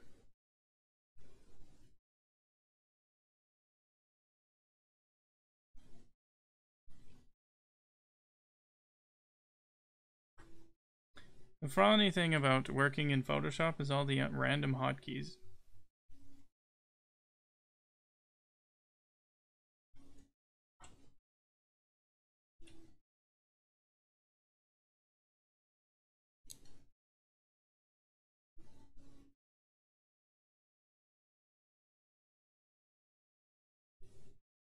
If x is 0, we got 0 on the top.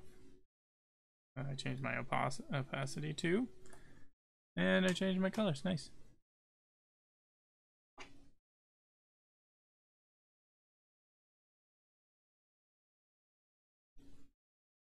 There. When x is 0, we've got 0 on the top. 0 minus 1 to the 1/3. Do we get 0 over 0? No, the cubed root of minus 1 is just minus 1, is it not?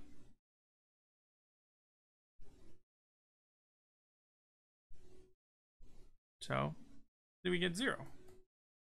That's a value. That works just fine. It's the function itself looks pretty interesting.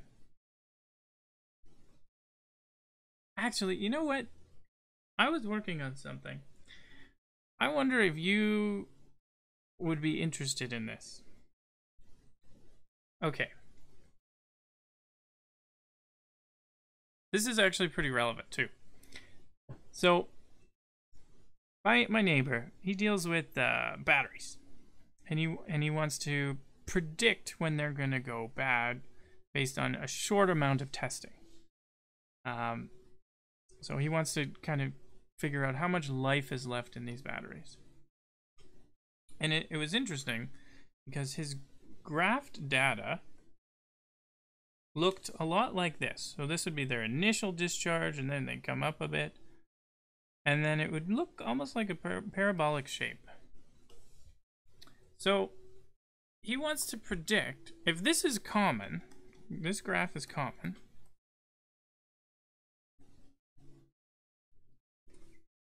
he wants to predict how fast this rate of change is. So how far it goes down, you know, and each one will be different. But he wants to predict it earlier. I was saying, well, maybe we could do this expansion where it's f of 0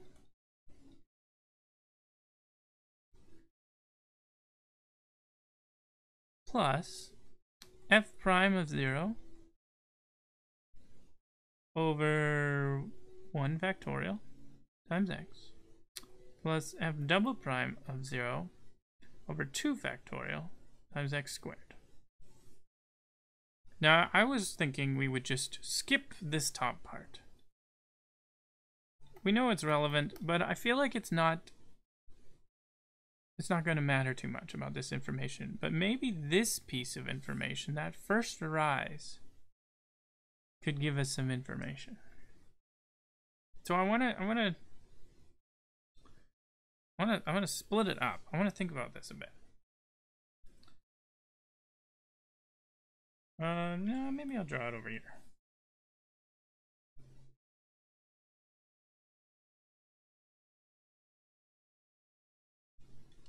So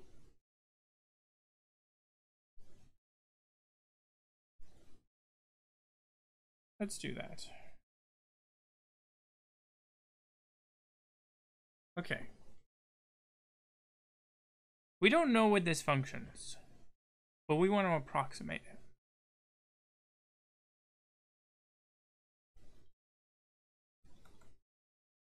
But we know what the data is. The data will give us these values. And then he'll give it, there's data.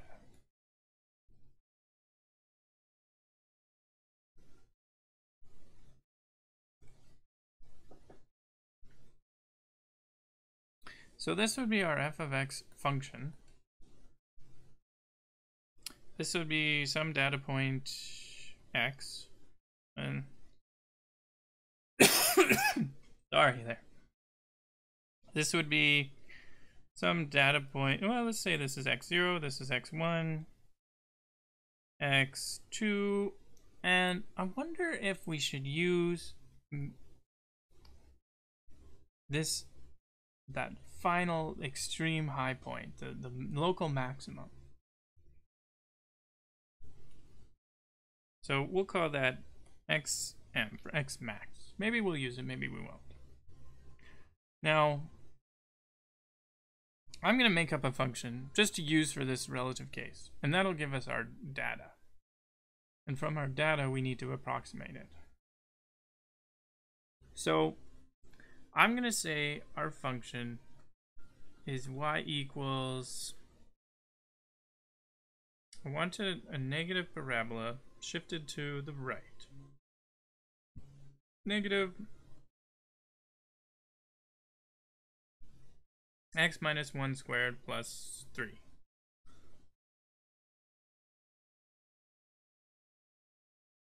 You need to know what your x represents and your y represents and how they are limited. Well, let's say that information is on a need-to-know basis and I don't get to ever know. Let's say.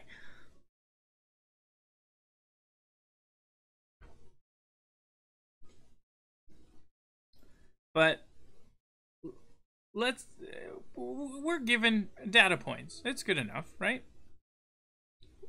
It doesn't really matter what we call our axes as long as we can translate them to whatever needs to be done, right?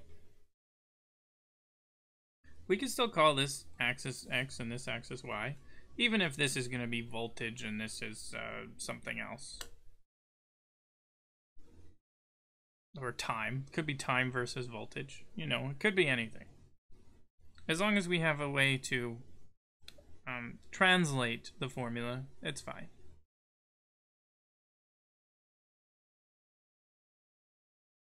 So I'm going to say this is our true function. And we want to approximate that.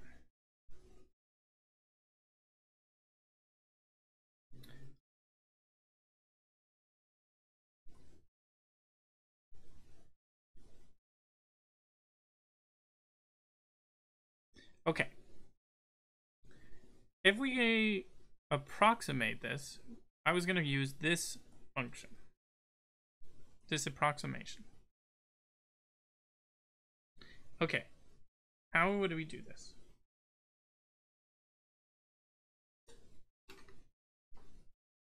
Wow. First, I want to get some data points.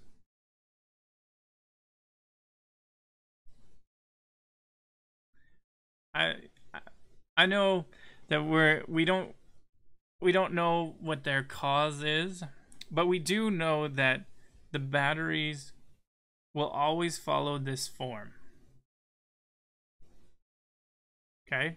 They'll always have this sharp drop, this incline, and then this slow decline. And I was thinking if we skip the sharp drop and look at approximating the function based on its rate of change, we can come up with a predicting cause without having to know. And I'll show you. Let's work through this. Okay, so the true values.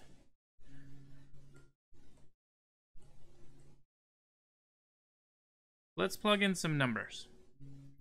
And let's do what would be a good number here? Y and X.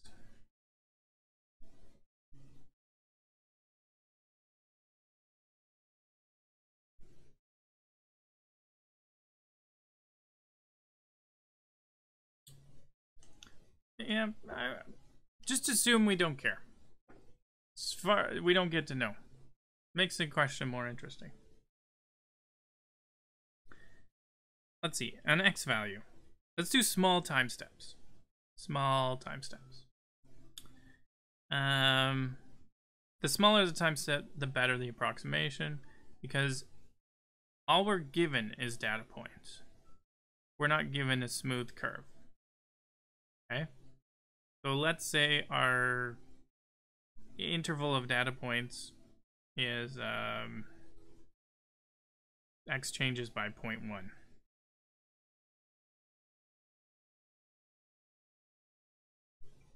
Okay.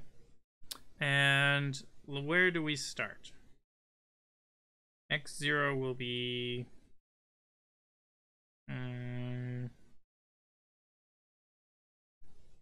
2. Let's try 2.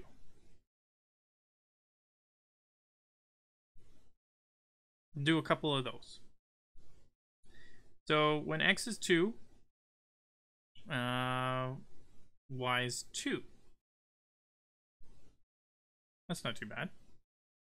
Okay, let's do a couple more. And 2.1. What is Y? I'm going to plug it into my calculator here, even though it would be easier in Excel, because that's how he would probably have the data points, is in Excel. We've got 2.1 minus 1 quantity squared plus 3. We've got 1.79. Let's do 2.2, 2.3, and 2.4.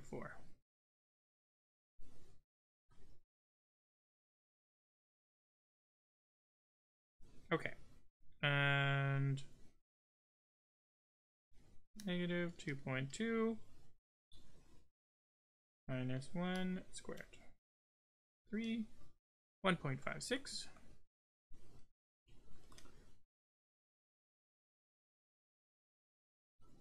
2.3 minus 1. 1.31. So let's see if we can find an approximation using only these values. 2.4.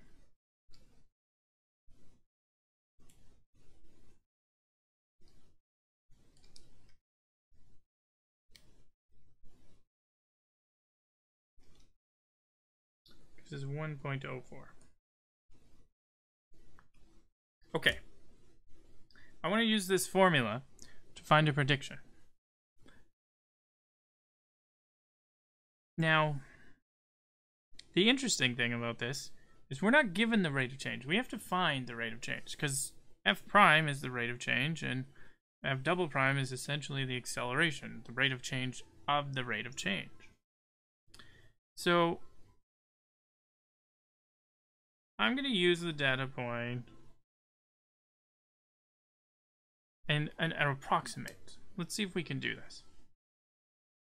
Let's go with 2 as our 0. Let's say x0 is 2.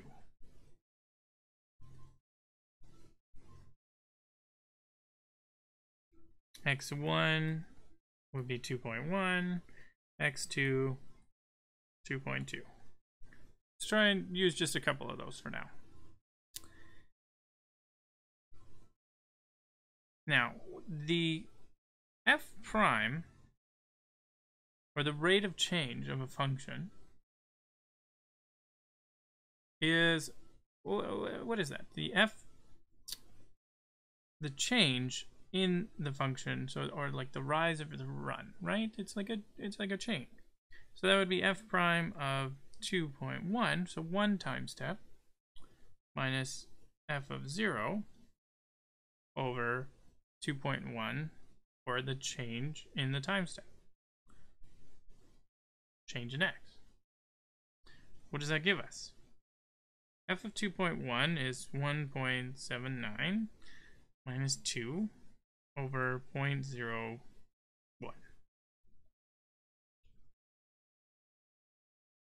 1.79 minus 2 divided by 0.01 equal to negative 21.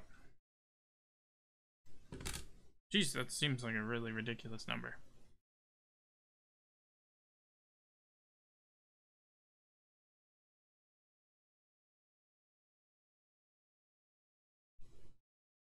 Oh, 0.01. What am I doing? I said it was 0.1.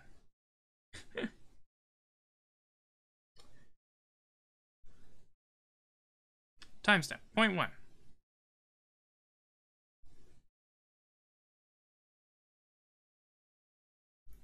It's against the graph.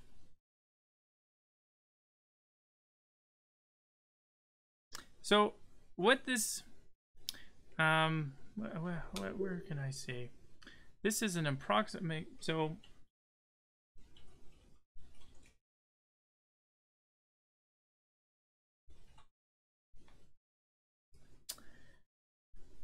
I'm assuming that this is in a parabolic shape. Okay. Yeah. Okay, good. Okay.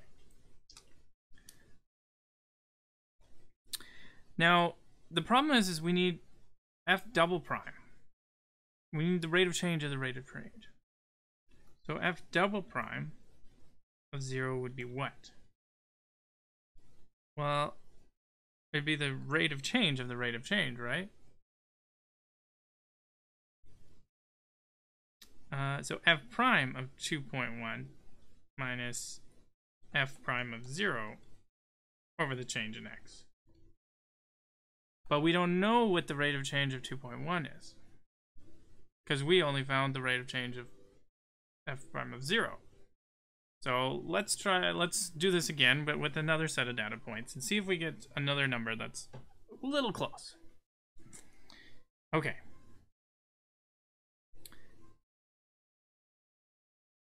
F prime of 2.1. Oh, F prime of, I don't want to say 2, I want to say 0.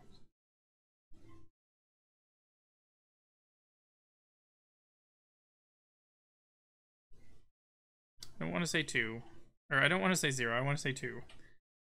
Because that's where we're starting. Sorry.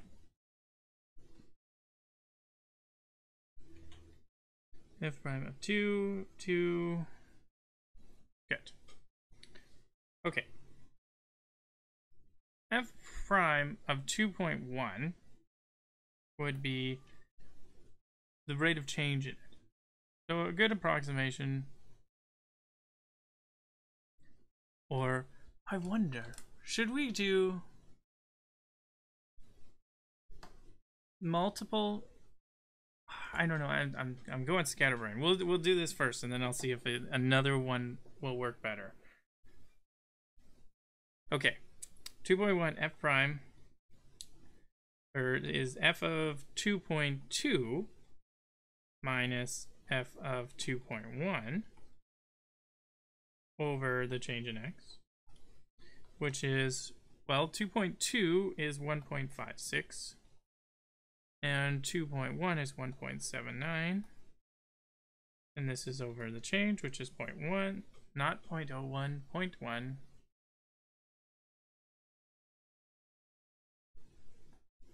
which gives us what?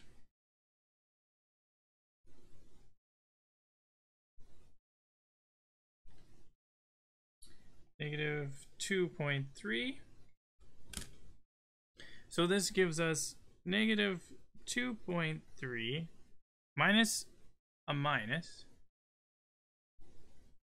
minus a minus, so minus a 2.1 over the change in x, which would be 0.1.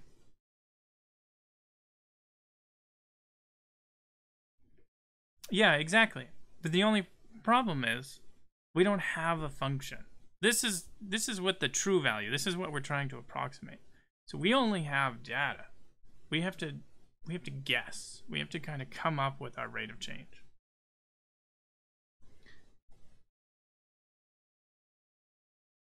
And so this is what? Negative 2.3 plus 2.1 over 0.1, which would be what? Negative 0.2 over 0.1, which would be multiplied by, yeah, so 2.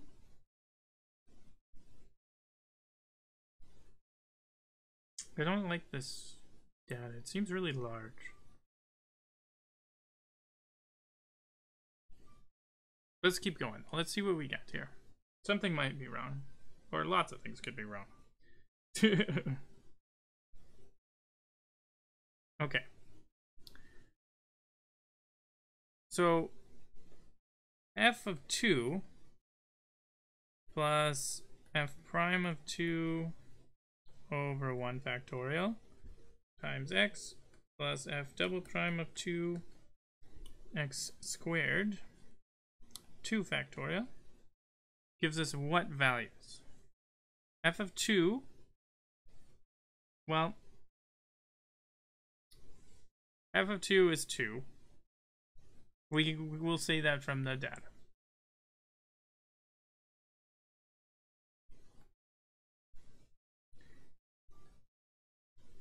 F prime of 2 is negative 2.1. And we've got x. 1 factorial is just 1, so divide by 1, no problem. So minus, right, this is a minus sign.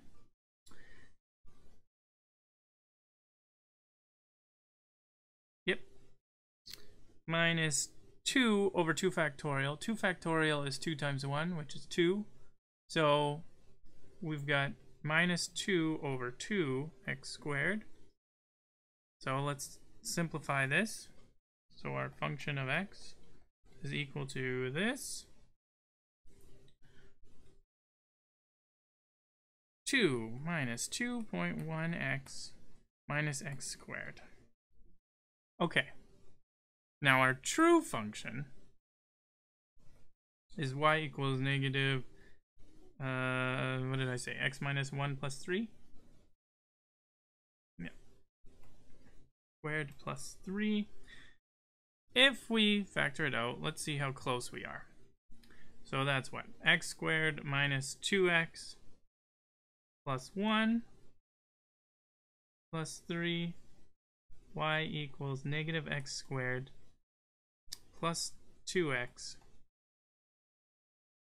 minus 1 plus 3, y equals negative x squared plus 2x plus 2.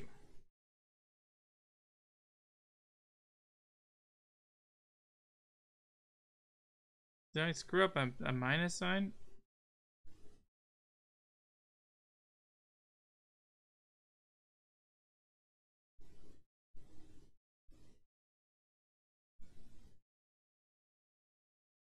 Rate of change would be...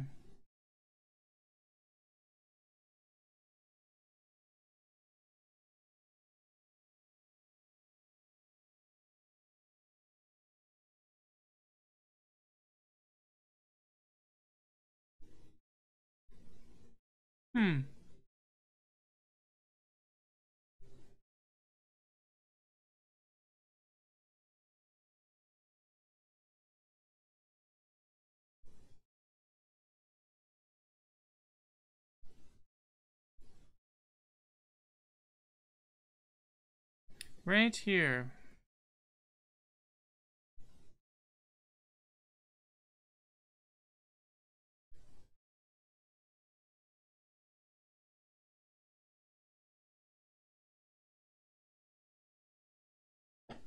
Yeah, I'm just working on an approximation. I feel like...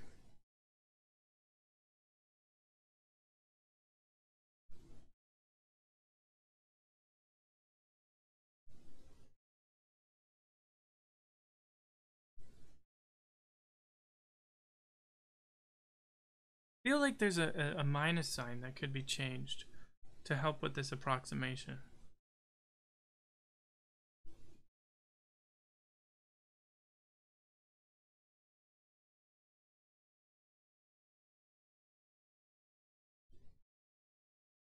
Yeah, this minus sign is because otherwise it'd be almost the exact, right?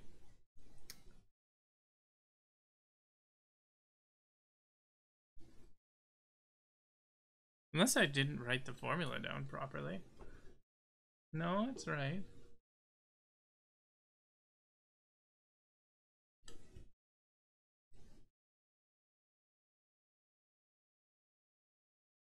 I wonder.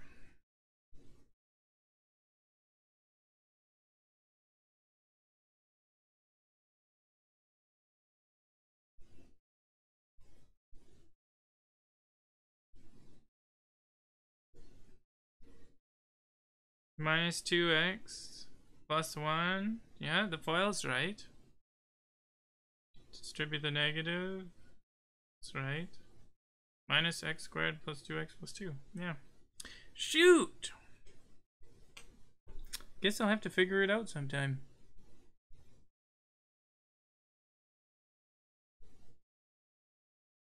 But that was pretty cool, huh?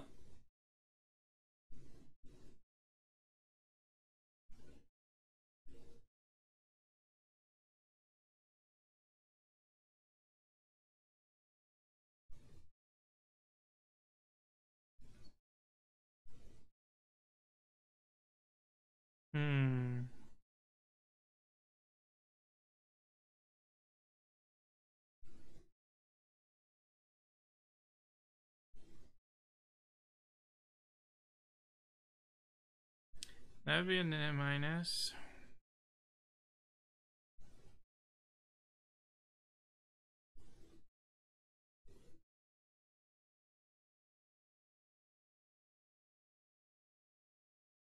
decreasing.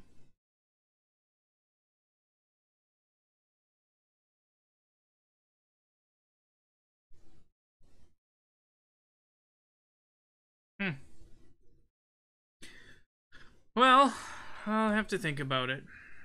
Maybe another time. Let's see, what do we got going on Discord here?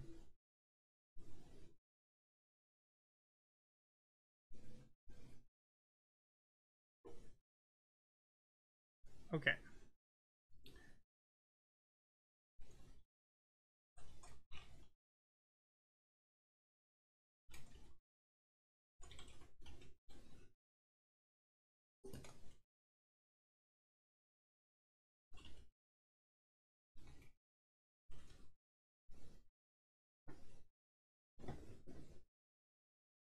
Okay, we're waiting on Raj to see what he has.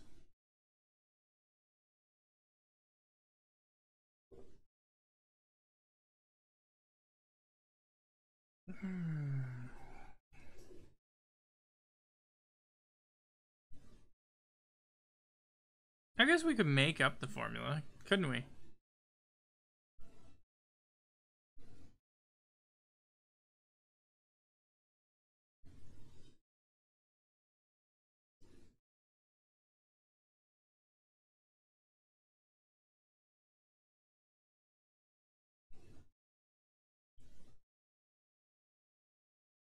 Rate of change of that first one. That's the one we're messing with.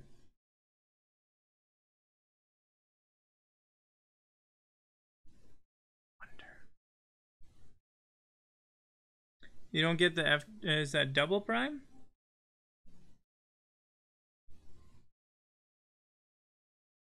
Well, see, the F double prime, I was trying to think of. We need a rate of change of the rate of change. Right? So.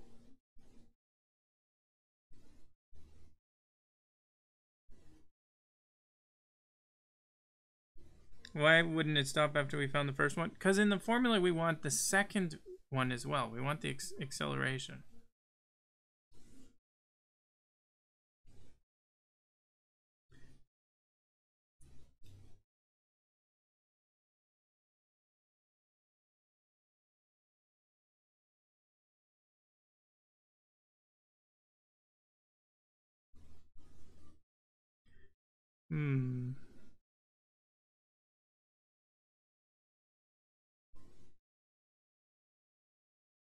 This one I'm not worried about, actually. It's just this first one, the first derivative.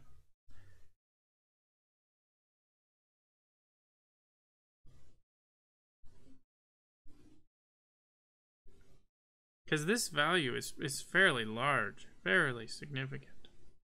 Now, if this value was quite small,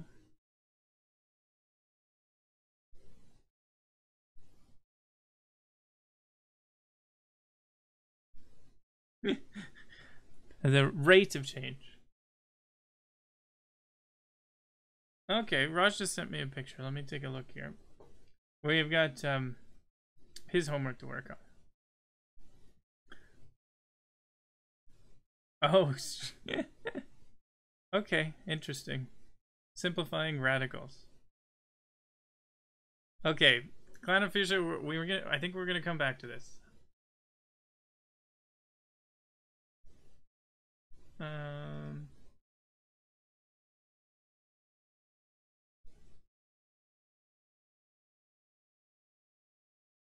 gonna wait and see when he joins here, and how we hear him.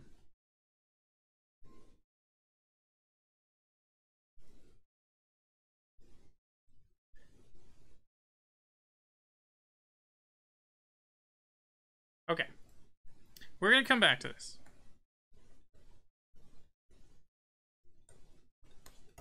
Come back later. It's actually spelled R-A-T-E, rate of change. But no worries. If English is not your first language, that's perfectly fine.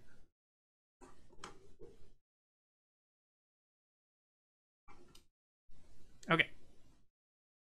So Raj has got some questions about simplifying radicals. And there's different kinds. And they're only above. They're only numerators. They're not denominators.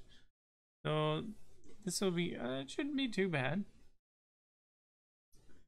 Okay. The square root of a squared is a. And I think they only want to go through the positives. I don't... yeah. Well, math is its own language, right? It's a universal language, as long as you can translate the variables into your unique language.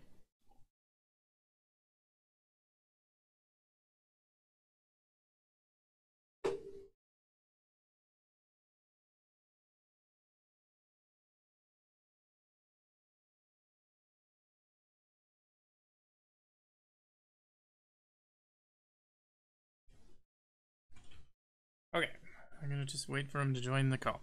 Okay, radicals. Well, remember that we can do the radical of a times b is equal to the radical of a times the radical of b. Hey! Okay, hold on. Okay, Raj is here. I gotta... The sun's going down, it's getting in my blinds now.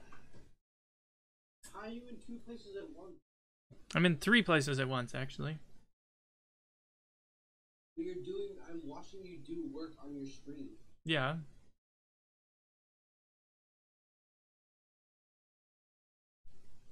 You don't have to watch the stream. You're on screen share on Discord.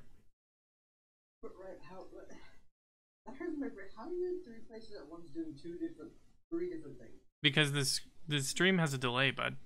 Discord doesn't. How big of a delay? I think it's like 15 seconds. Or 20. It's pretty long. It's really inconvenient. Kind of fuchsia here is we've been discussing, and it is killer. I feel you, dude. I fell so hard asleep. From like 2 to like 3, I was like dozing off, and I was just like, I'm gonna go to sleep for a little bit. And then I was like, nah, I gotta finish work. So I pushed myself, even though I knew I had a fever. And then I finally fell asleep from like 4 to 6. Okay. And I'm like hella exhausted. Okay. So then let's work on your math here. Yeah, I'm gonna get my shit. My paper's here. Pencil. Where's my notebook?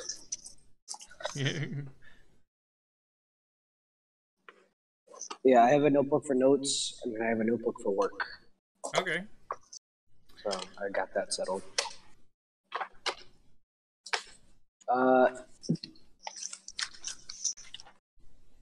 We started doing stuff with prime numbers. Okay. And like, basically we did all this stuff. Yeah.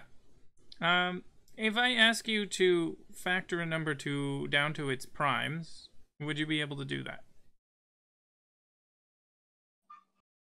Maybe. Okay. An example. What is 34 factored down to its primes? 2 times, I think, 34. What is that times 2? I don't even know.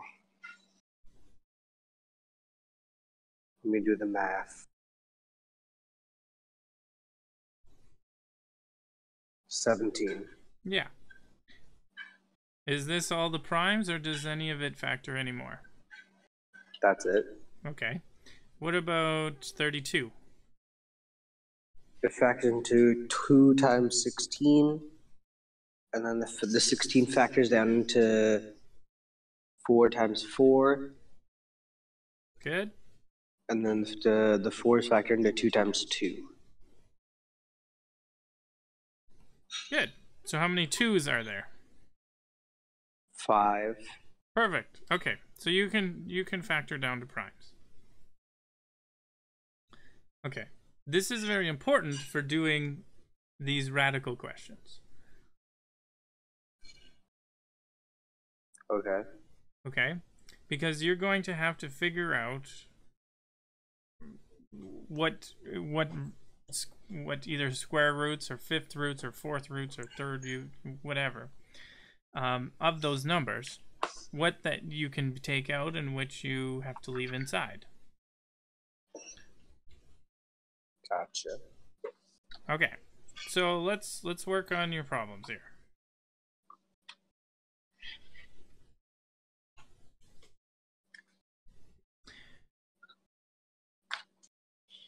In your notes, did you do any like general stuff? What do you mean by general stuff? So if you look on my screen, I've written the square root of a squared is a, and then the square root of a times b is the square root of a times the square root of b.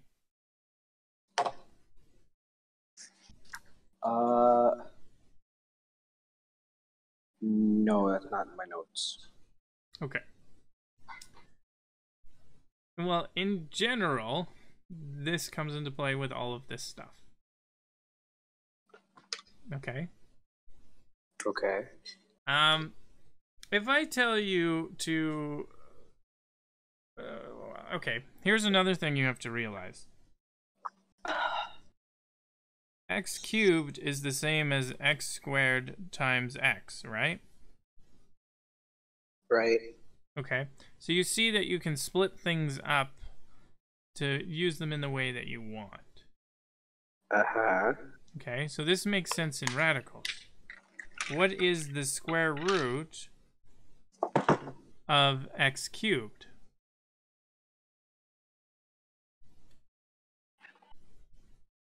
Square root of x squared plus times x. Times the square root of x, right? Uh-huh. Okay. If you follow and remembered this other one on the right-hand side, you can split up the radicals, right? Right. So then you get the square root of x squared times the square root of x. Okay. Do you see how we went from the first term being just x cubed to being the square root of x squared times the square root of x? Yeah. Okay, that's exactly what we're basically going to do.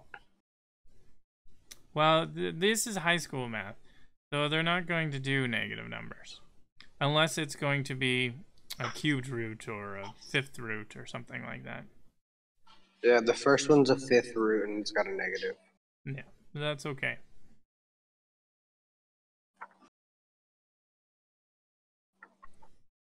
I have science homework to do after this about constellation. Ah. I have to I'm go not help. good at it. Yeah, exactly. You can't deal with it. Not right now, anyways. Not. We'd have to go to it separately. In high school, they have to just be like, nope, they're not dealing with it. Only positive values. Right. So, let's do your homework. Well, let's talk about the first problem, or the problem that you're working on. I have to do the whole left side, 1 through 19. So, just the odds? Yeah. 10 problems can't be that hard. No. Okay.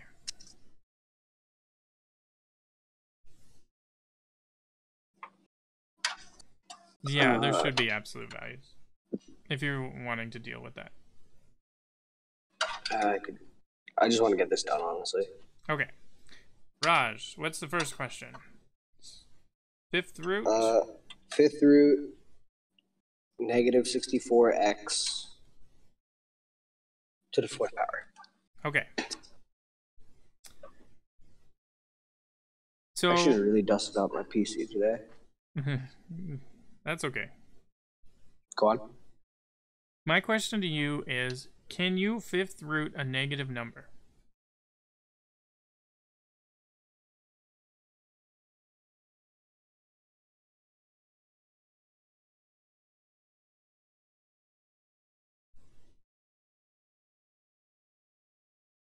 Raj? You still there? Raj? Did you all of a sudden disconnect or something? No, you're still in the call. Where are you, bud?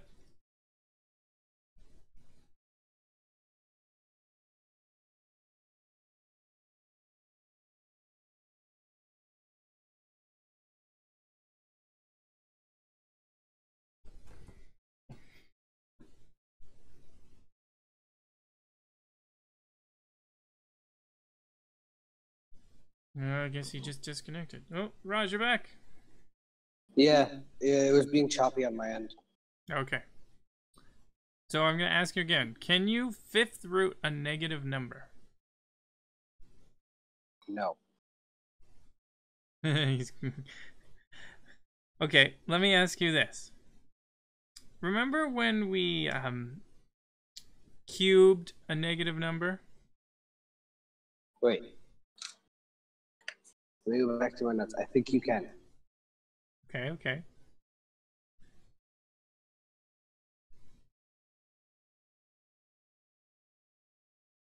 Yeah, you can, because we did it as one of the examples. Our example is 3 to the 5th root of negative 32x to the 3rd power, y to the 4th, and z to the 10th. Okay. So I just want to go basic on you. Think of it this way. It's an odd number, right? Right. Okay.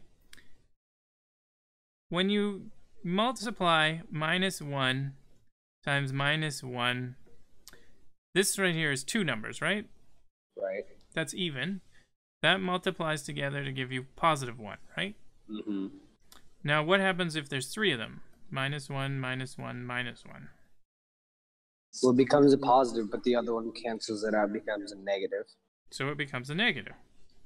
So this one's 3. What about 4? It becomes even. Exactly.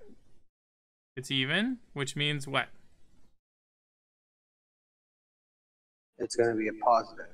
Good. What about 5? It's going to be a negative. There you go.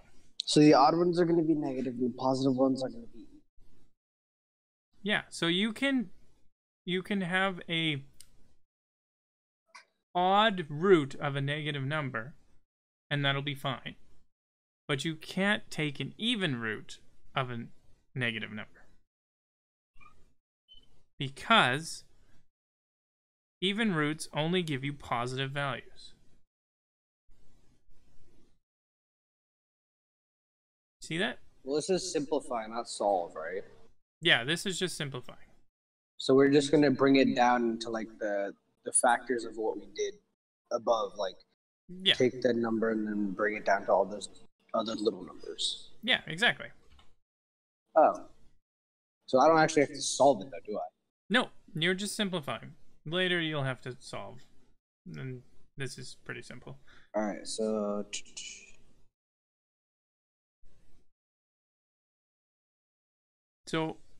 you need to factor the 64. That's going to be what? 2 times negative 28. And negative 28 is going to be... What's 28 times 2? Negative 40 something. It's going to be negative 32, my bad. No, okay. So we're not going to worry about the negative sign just now. We're just going to leave this out. So just 64. You said it was 2 and 32. Yep. Next 32 one. is 2 and 16. Next one. And 16 is 4 and 4. And the 4s are 2 and 2 times 2 and 2. Okay. How many 2's do we have? 1, 2, 3, 4, 5, 6. Okay. So 64 is 2 to the power of 6. Wait, I did this way out of whack. What do you have? I tried doing it the way my teacher taught us to, and it looked really confusing, and I just looked up at the way you did it. It makes so much more sense. You'll see pretty soon, yeah. What she is doing is she's grouping, I'm assuming. She's drawing a big circle and grouping. No, not really. Yeah, that's what she's doing. Okay. I'm essentially... We're going to basically do the same thing, just to help you understand. You missed a 2, by the way. Oh, there's 1, 2, 3, 4, 5. And there's a 6. There's 6. I only grouped 5 for the reason of the 5th root. Oh, okay. Okay? We circled all of them, typically. Oh, okay. So, remember before when I was saying that x cubed is the same as x squared times x?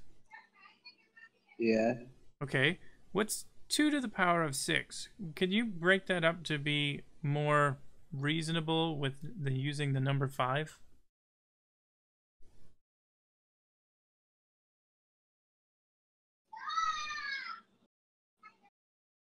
Yelling in the fucking kitchen.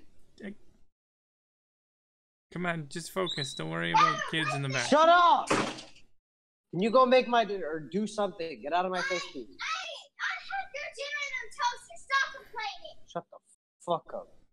Do you want me to go that way? I'm just gonna wait until you guys are done with that. No, you're in the way of it too. Okay, 2 to the power of 6 is 2 times 2 is 4 times 2 is 8 times... No. Instead of... I want to rewrite this. So remember before we wrote x cubed is x squared times x? I want to rewrite this 2 to the power of 6 so that this 5th root, we can use that a little bit easier. Well, then wouldn't it be 2 to the power of 5 times x? Or times 2, right? Yeah. See? Okay, good. Happy weekend. Thanks, bud. Okay. Now, what are you going to do? Talk to me about your radical.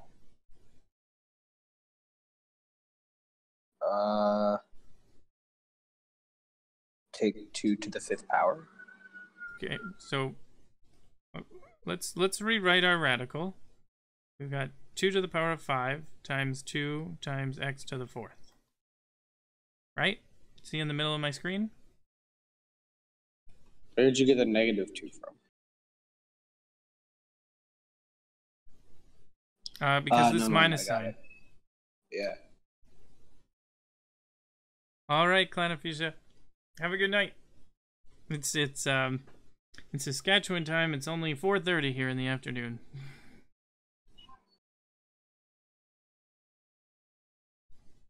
Okay. So you've rewritten it to be this second one, right? Yeah. Okay. This minus sign you can take out, right? 5th root minus sign. Okay.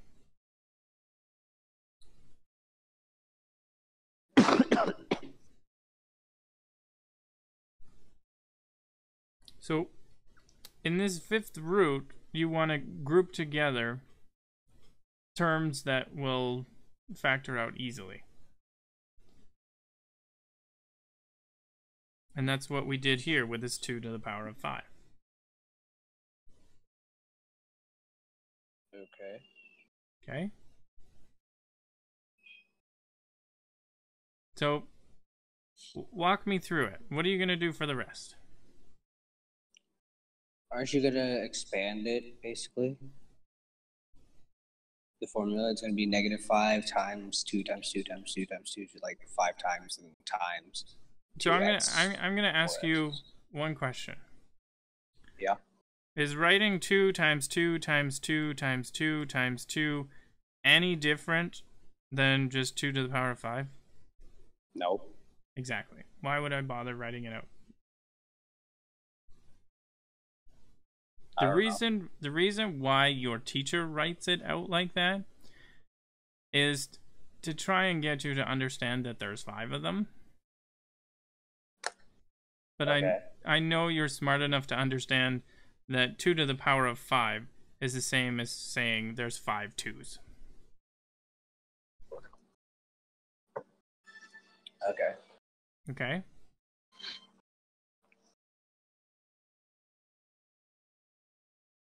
So, I want you to continue. Tell me what you do next. You get rid of the 5. And how are you doing? What are you doing? I don't know. I'm confused. Okay. Remember when we had the x squared and we take the square root of it? Yeah. We say that was the same as x to the squared times the 1/2.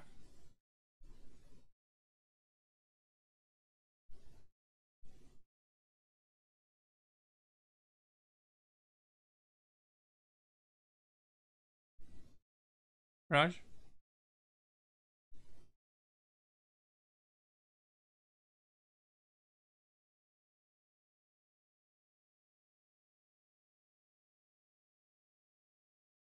Raj? Did you leave again and then restart it? Hold up. Okay, come back.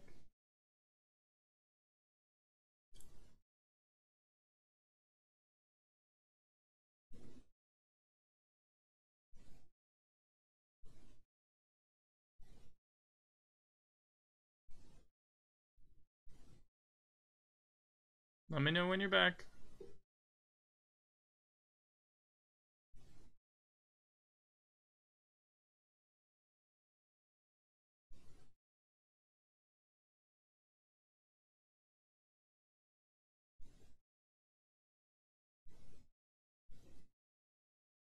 Oh, he's got himself muted. Okay. Probably dealing with his family again.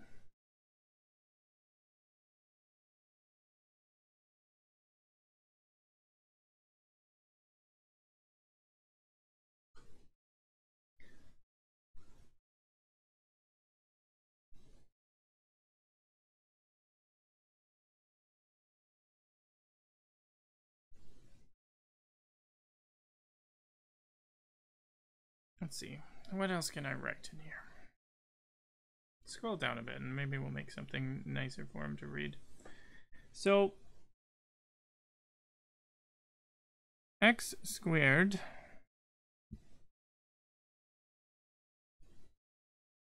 no, let's say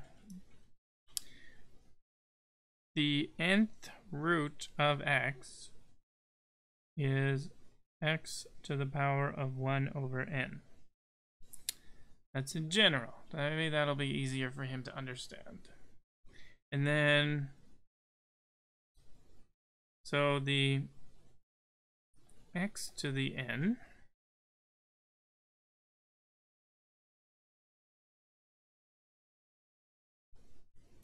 times, nope, to the power of 1 over n equals x to the n over n, which equals x. Let's see if we can understand that better.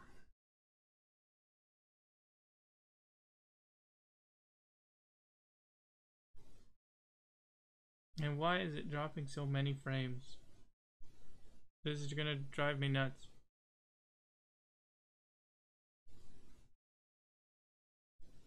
Maybe just because it's Sunday? The internet's bad on Sundays?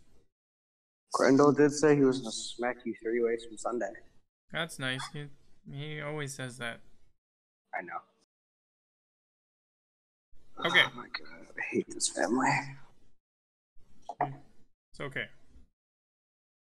All right. What I miss? So, I wrote this on the screen for you because maybe it'll help you understand a little better.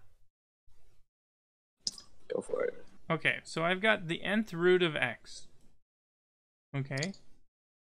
That is the equivalent of saying x to the 1 over n. Okay? So if it's the square root, it's 1 over 2. If it's the cubed root, it's 1 over 3. If it's the fifth root, it's 1 over 5. Do you see what I mean? Yeah. Okay. Oh, so it's basically like the fraction to the roots that we did the other day. Yes, exactly. This hasn't changed. Oh. Nothing's changed. I'm just re-going over this with you. Okay. Okay. So then, if you see in the second line, x to the power of n, if we take the nth root of that, they cancel each other out and it just becomes x, right? Right. Okay. Let's apply that to doing your problems. Would that mean the 5 and the root 5 and like the negative 5 would cancel out? Well, not the negative 5. Remember, the negative is by itself. We could say it's just negative 1 times the fifth root of whatever. Okay. Okay? So leave the negative.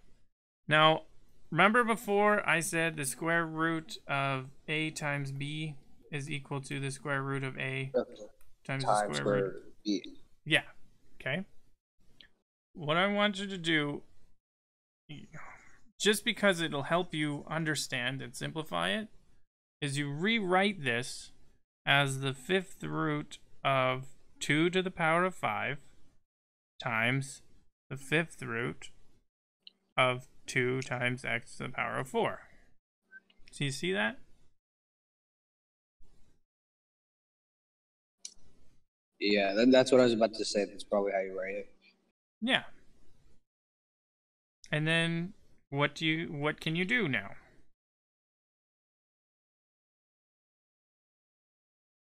Simplify it out. Yeah, so how does it do? What does it become? 2 to the 5th. Root 2 to the 5th. Mm-hmm. Time. So you're taking the fifth root of 2 to the power of 5. Mm-hmm. Remember this?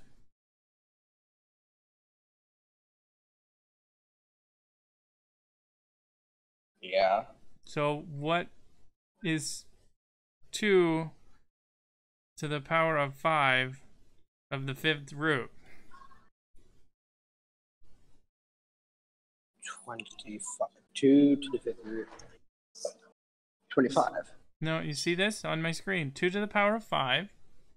You're taking the fifth root of it. Means it's the fraction. Just like this second line. It hasn't changed. Always the same. So then would you just be left with 2? Yeah. Oh.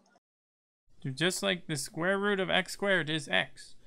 The cubed root of x cubed is x. The,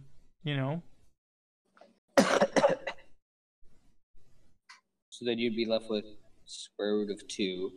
No, the radical is gone. It's canceled itself out. So you're left with 2 by itself. Yep.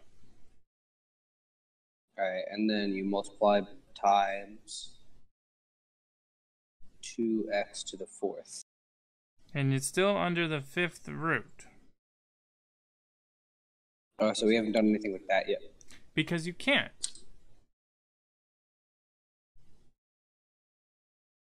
There's no 5 groupings.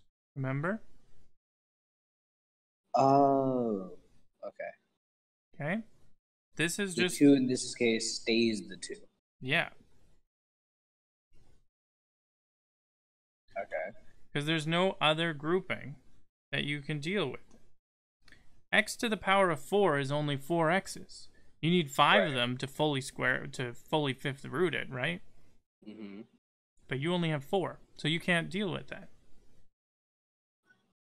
So this is just what you're left with. Does that make sense? Yeah. Cool. We'll do another one.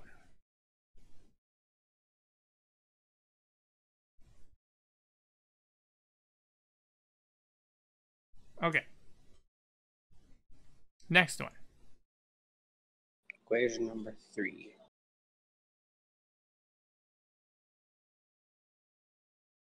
Square root of 27r cubed. Okay. We're actually going to do this one twice. I'm just going to manipulate it slightly. To see if you know the difference.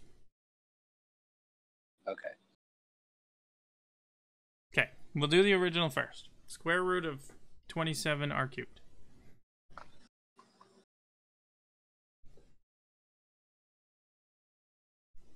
Where'd you get the cube from? It's number 3, 27r cubed, isn't it? Yeah, but where'd you get like the cubed outside of the square Oh, root? that's a different question altogether. Okay. That's why I said we're going to do this one twice, but I modified it slightly. Okay.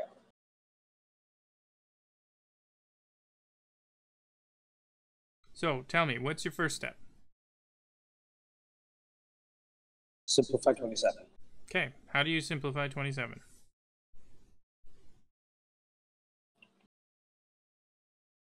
Nine times 3.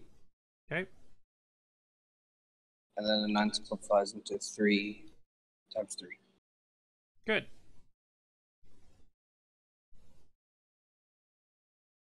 So, what are you writing?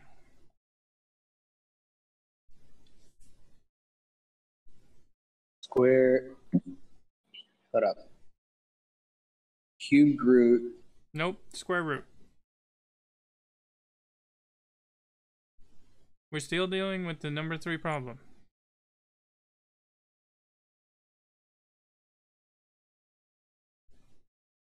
So then I guess they were left with r to the 3rd power.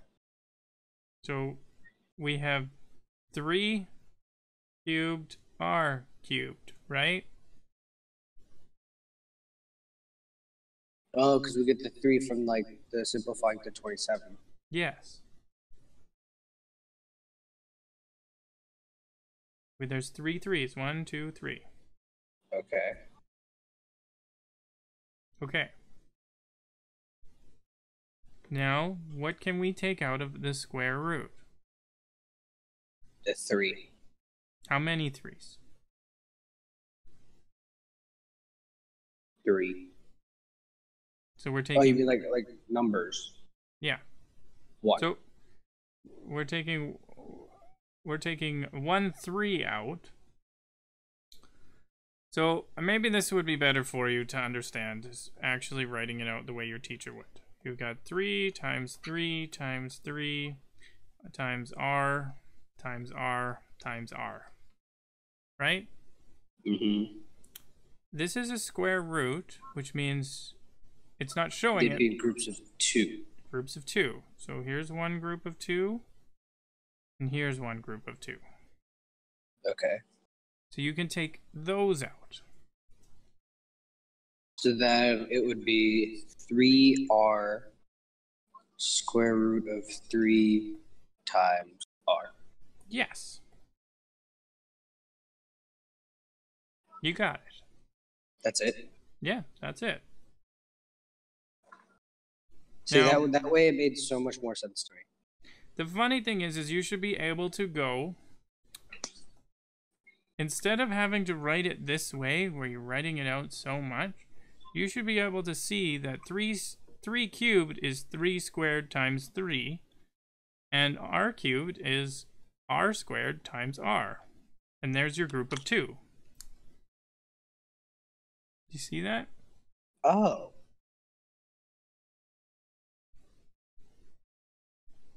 That makes sense. Okay. I want you to do this question again, but now you see on the right side I have a cubed root. Now what's the answer?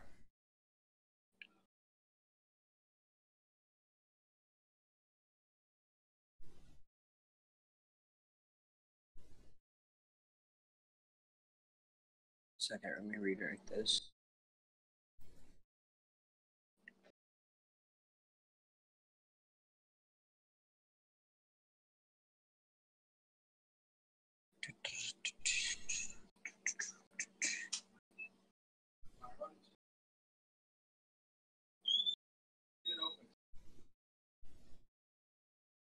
Okay, and we're left with.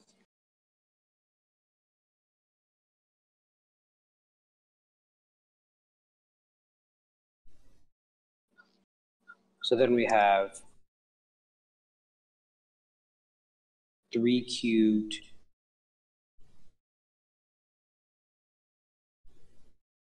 and r cubed. And they're still under the cubed root. So what is the final answer?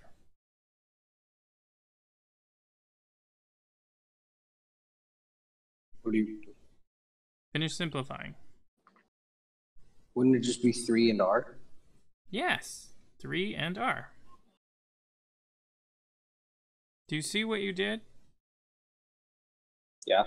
Okay, you took a group of 3 and cubed root it. You took a group of 3 and cubed root it.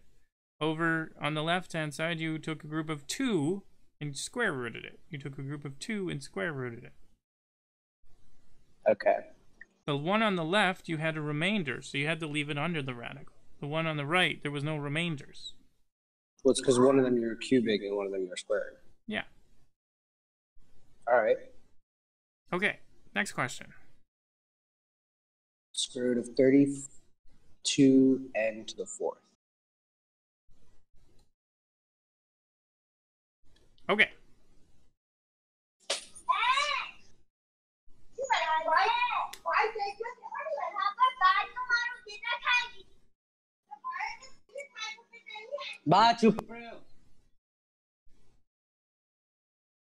Always gotta wait for that, eh?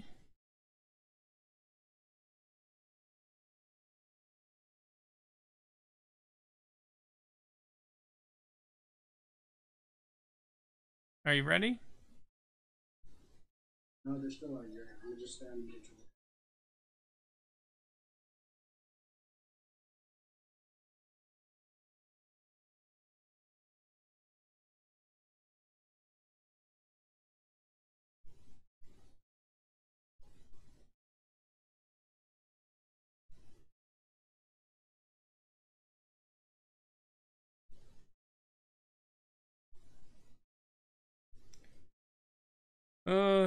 That delay.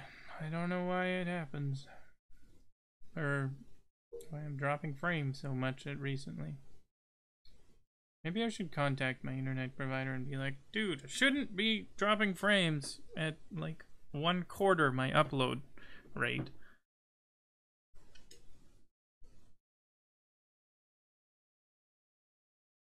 No, what am I talking about? It's like 1/10.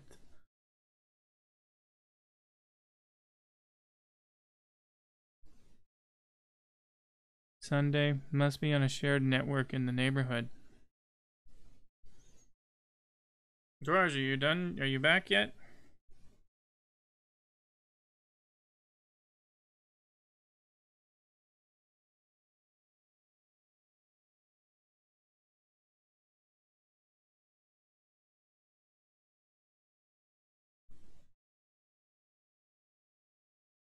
Come on, Raj. Come on back. People with families, eh?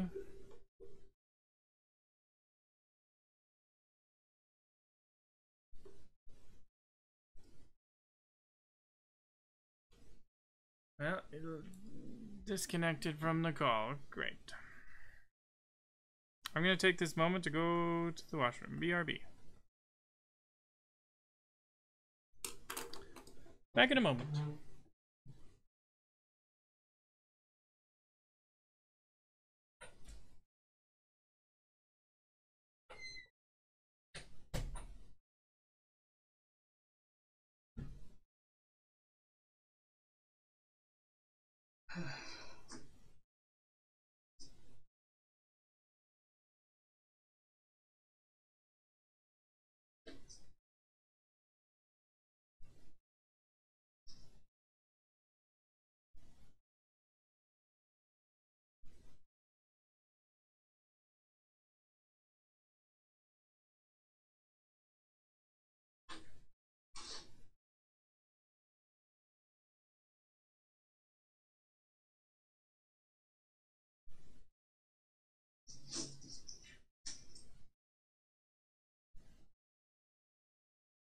My clothes.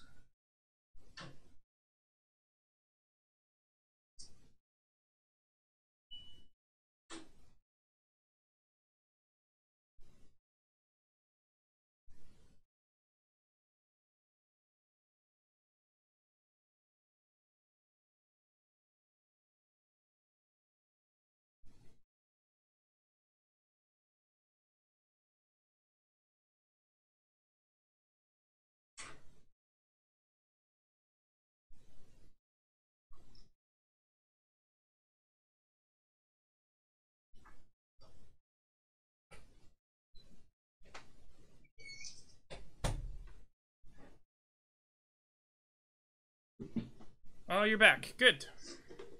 Yeah, I stepped outside. I left everybody inside doing whatever the fuck they were doing. And I came out to get my laundry because I realized my dryer was done. It's a good way to get away from people for 5 minutes. Okay. So you're not doing your math at the moment. No. Okay. I'm doing laundry because my clumsy ass fell asleep from a fever for like 3 hours. Okay. My cousin's in my room. He's like, make sure she sweeps the floor because we have a wood floor. We sweep it daily and we mop it every week. So he's like, make sure she sweeps the floor. And my sister's like, no. And I was like, I'm doing her what you. He's like, we should.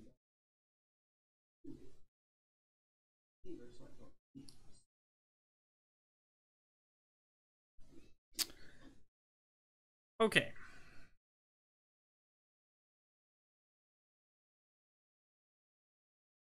Well, you'll have to let me know when you're back.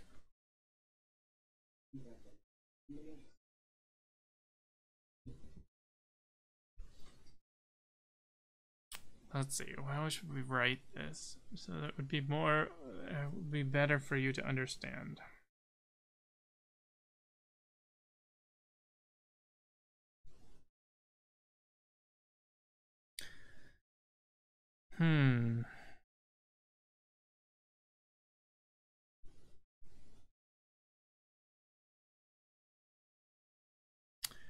What would be a good way to write this?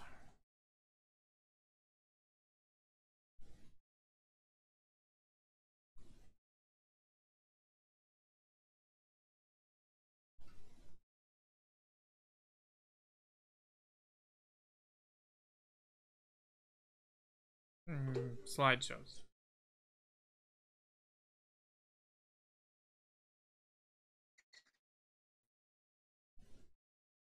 What?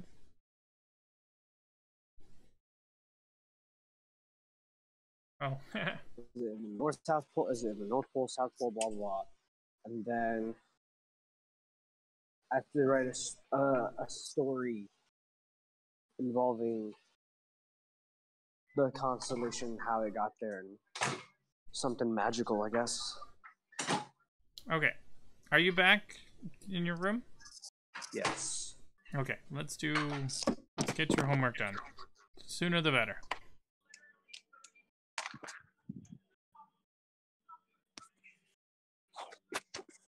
Oh shit, I just dropped my phone. Is it broken? Yes, no, maybe so, no.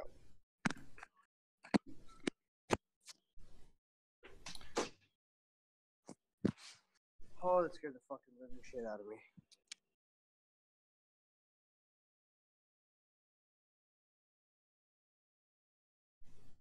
I don't know why I thought I could get around my door. Okay, pardon? Okay. We're dealing with the square root of 32 n to the power of 4. How are you going to group this? Let's see. Well, we're going to shave down 32. Okay, what is 32? 2 and 16. Okay. And 16 is 4 and 4. 4s are 2s and 2s. Okay, how many 2's do we have? 5. Okay.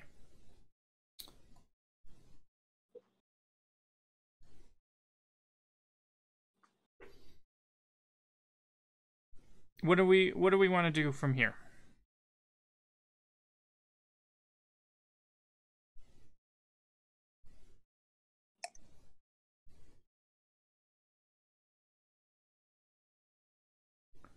Yeah.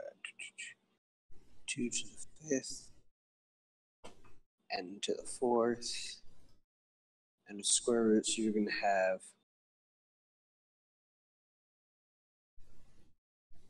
2 to the 2nd. Okay, 2 squared. 2 squared. And n squared. Inside the square root, you're going to be left with a 2. Dude, you got it. Now, how did you break it down? What do you mean? Did you break it down at all? Like, you found the answer.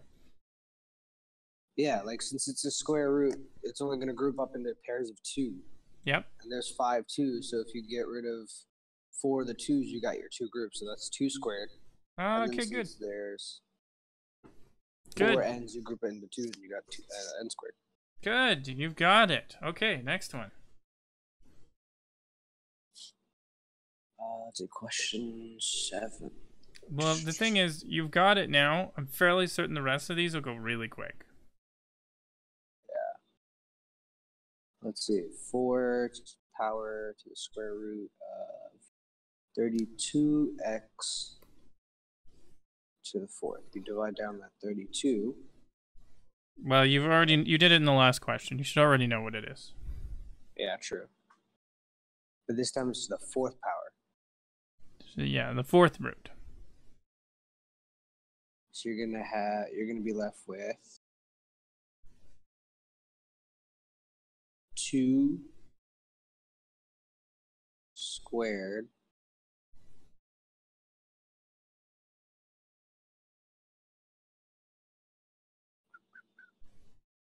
wouldn't it be squared since there's 5 2s, and you're gonna get 2 groups of 2. This is 4th root, remember. So we need a group of okay, 4. so there's just gonna be 2. Yep. And then x. And then you close that, you do the square root thing. Mm-hmm. And then you're left with 2 on the inside. Good. You got it. All right. Question number 9. Square root of 512n. Oh boy. 512 is what? 2 to the power of 9? I think. Let me go onto a different page because this is going to be. Yep, 2 to the power of 9. Okay, so. I know you know how to do this, and it's remedial, so it's easier if you would just do it. Yeah. Let's see. 512 divided by 2 is what?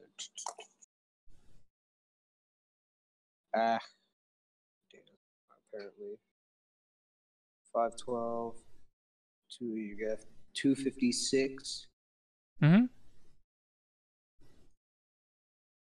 And then the 256 goes to 2 and 128. Divide by that by 2, and you get 64, 2 and 32, 2 and 16, 16 is 4 and 4, 2 and 2 and 2 and 2. 1, 2, 3, 5, 6, 7, 8. I got 8. 1, 2, 3, 4, 5, 6, 7, 8, 9. What? Where'd I go wrong? So 512 is. Oh. Yeah, I forgot to add the other 2 to the 64. Yeah. Okay.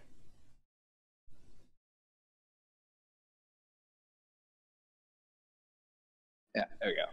So we got 9. Okay.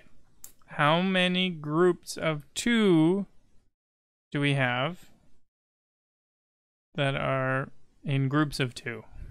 You're going to be left with 2 to the power of 4.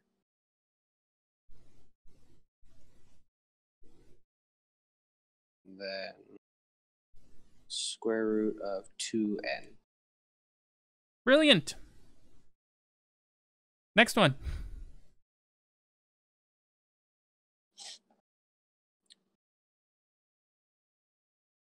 Number question 11. Let's see. 9 square root of 700 x squared plus or times y.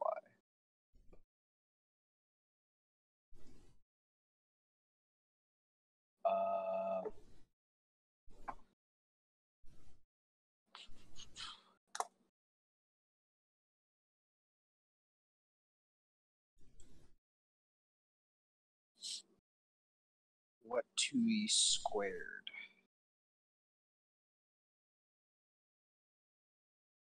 So we got to break down 700, right?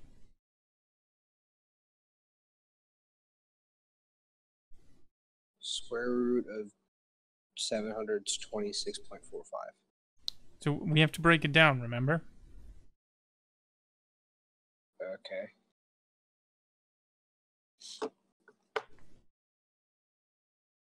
Let's see, we got 2 times. Don't skip with 2. What's 100 times 7? 7. 7 times 100. And you break down the 100. Yeah, that's a little bit easier. 2 times 50. Break down the 50. 2 times 25. And then 25 breaks down to 5 times 5. Yeah. A little easier than trying to break up 700 into 350. Yeah.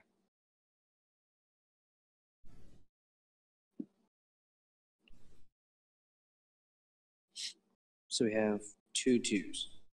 Mm-hmm. We also have 2 5s. Yep. And then so we got 9 to the absolute value. No, 9 and then 2 squared. No, 9 and 2. 9 times 2 times 5. Good. Square root of. Wait, no. Good. And then times x. Haha, good, you're catching yourself. Square root of y. You still got this 7 left over. Oh. Well, then square root of 7 times y. Yeah, there you go. So what is 9 times 2 times 5? 18 times 5. What's 2 times 5? 10 times 9, 90. Yeah, that's a little easier to think about, isn't it? Yeah. So 90x square root of 7y. Good.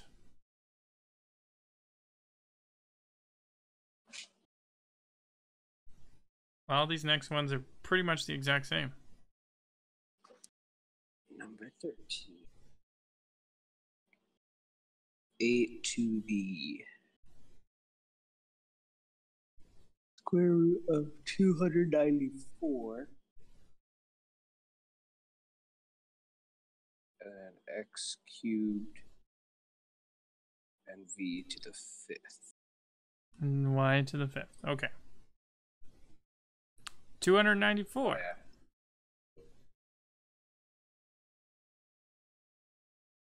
That breaks down to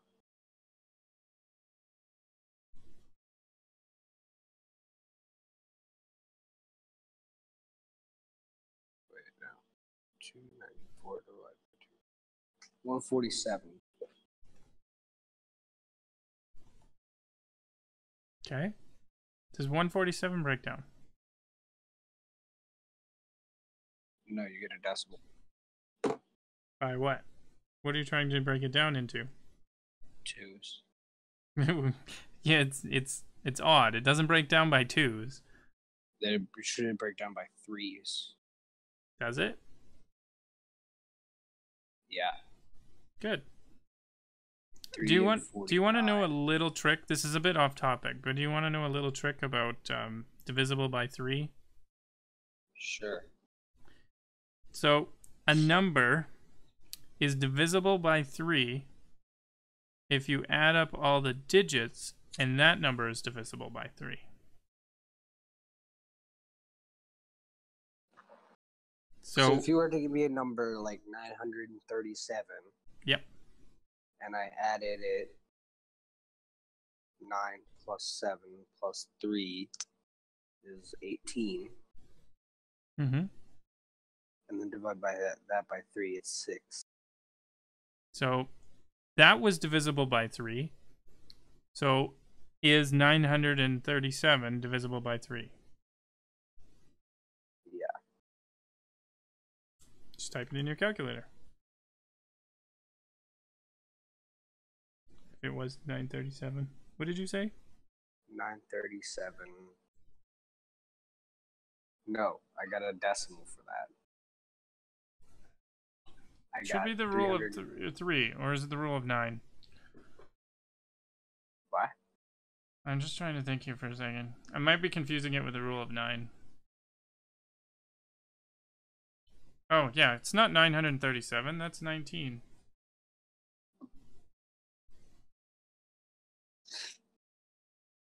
You said 937, right?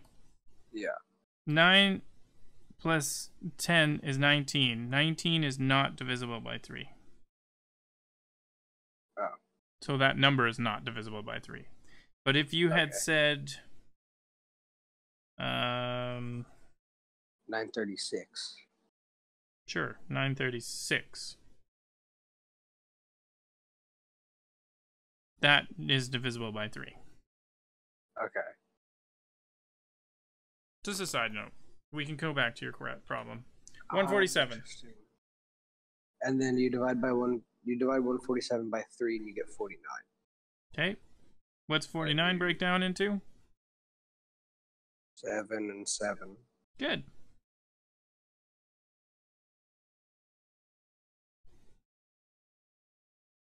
Okay, so then you're left with...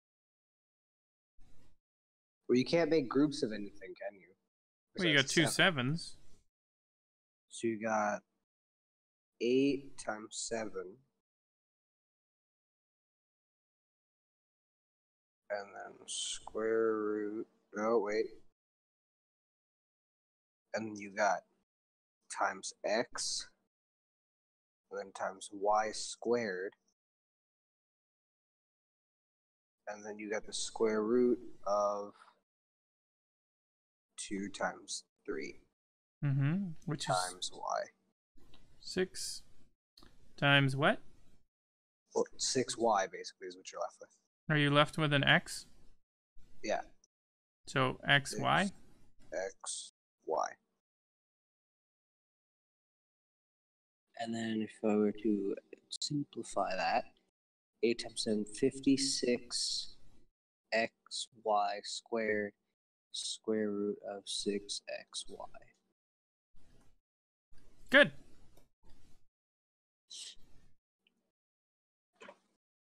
Wow. Okay. God damn, these things take up space. I want you to solve the next one without any help. 15.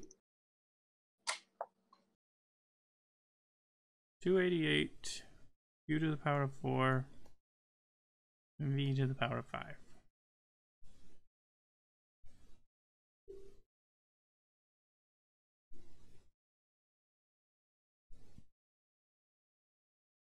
Okay, solve this one. What'd you do? I stopped sharing my screen. Oh, I was like, did you break something? No.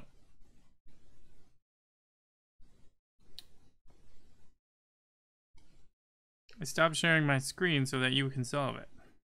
Okay. 288.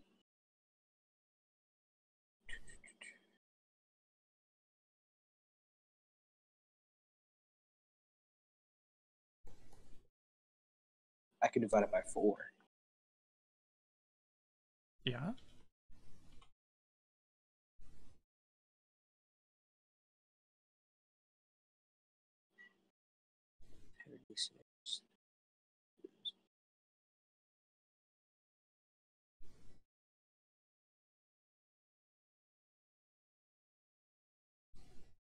Two and 18. 18 is 2 and 9, 9 and 3.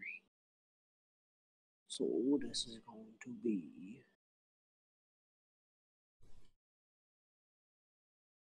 9 times 2 times 3. And then Oh. squared times v squared. You're left with the 2 times v. Bring that down and you're left with 6 times 9. 4 u squared v squared 8v. Okay. What'd you get? I got 54 u squared times v squared, and then square root of 8v. Question. What does 8 break down to? 4 and 2. Mm-hmm. What does 4 break down to? 2 and 2. So you're not done. Oh, okay.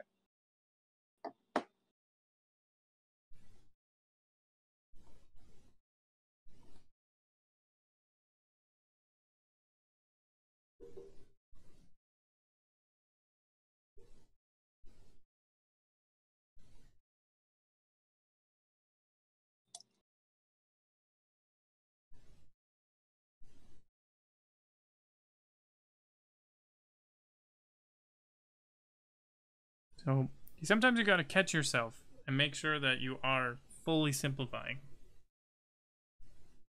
Okay.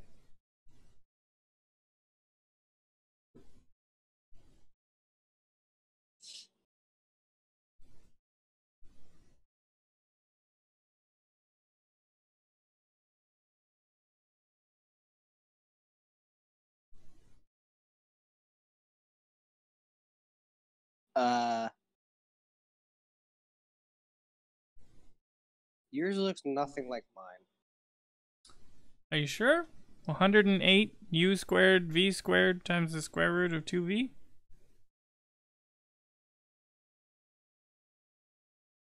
Wait.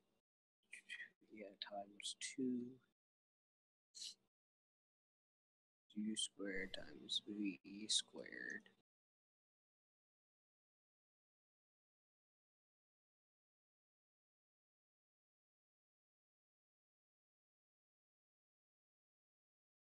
U squared v squared equals 2v. That times 5 is 8 squared v squared.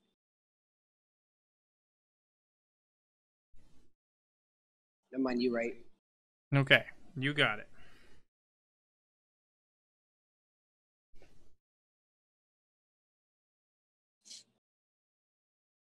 You got 2 left, bud. 2 left.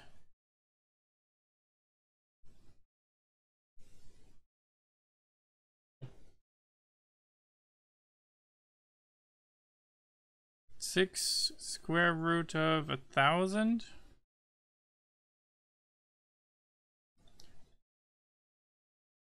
M n to the 4th.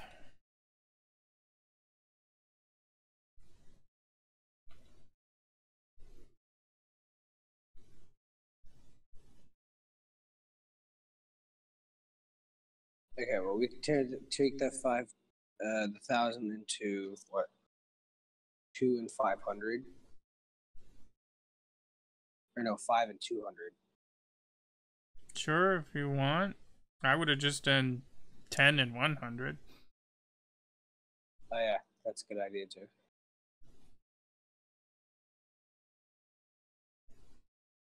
Okay, so 10 and 100. And you can shrink down the 10 into 5 and 2. Shrink down the 100 into 25 and 4. 5, 2 and 2.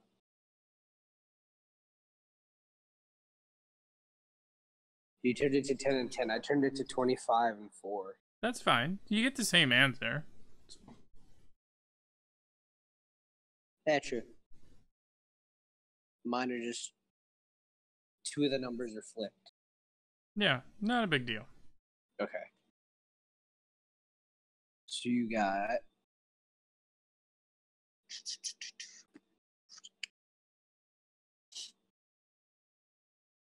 oh boy.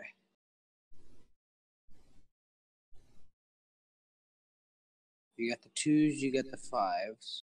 Mm-hmm. So what do you take out?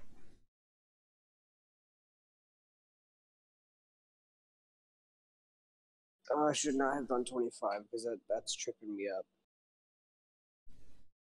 You only need the final number of the factors. How many factors are left of each? 2.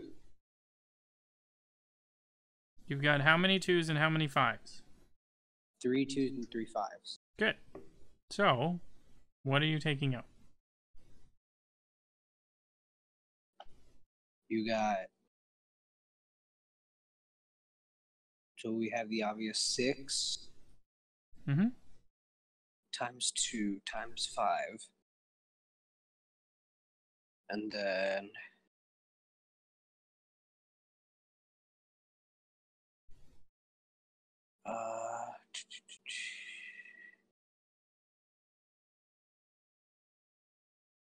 is it all you have on the outside? I'm going to circle something. Oh. And then n squared. And then your square root with your m. Well, let's do numbers first. Yep, numbers first. You don't really have any extra numbers besides the 10s. You said you have 10? Wait, no. 5 and 2. And then m. Good. So 2 times 5 times m. Finish simplifying it? Well, give me a second. I'm going to rewrite it the way I understand it. Yeah, you do that. That's what's best. Write the way you understand.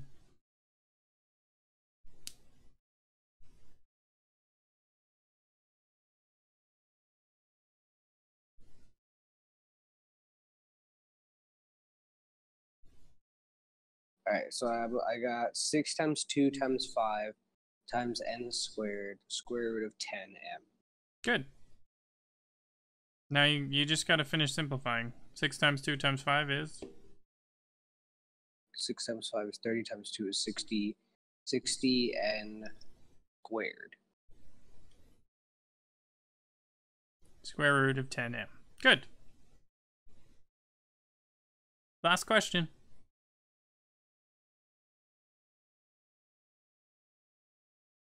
All right.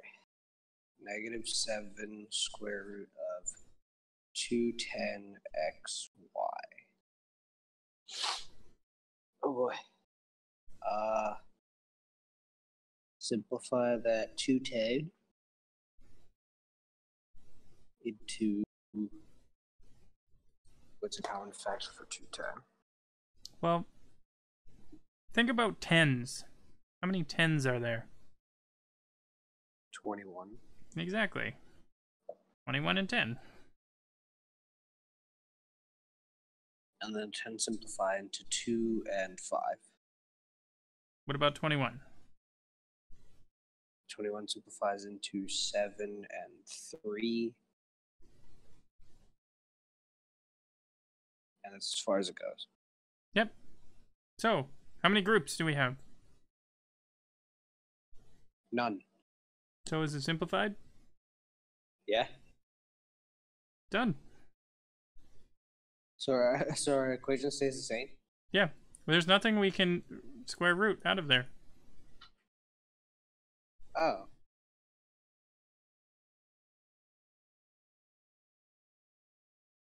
You can just say it's in simplest form. Or just rewrite it the same. Oh, okay. Neato. Okay, that's my homework all done.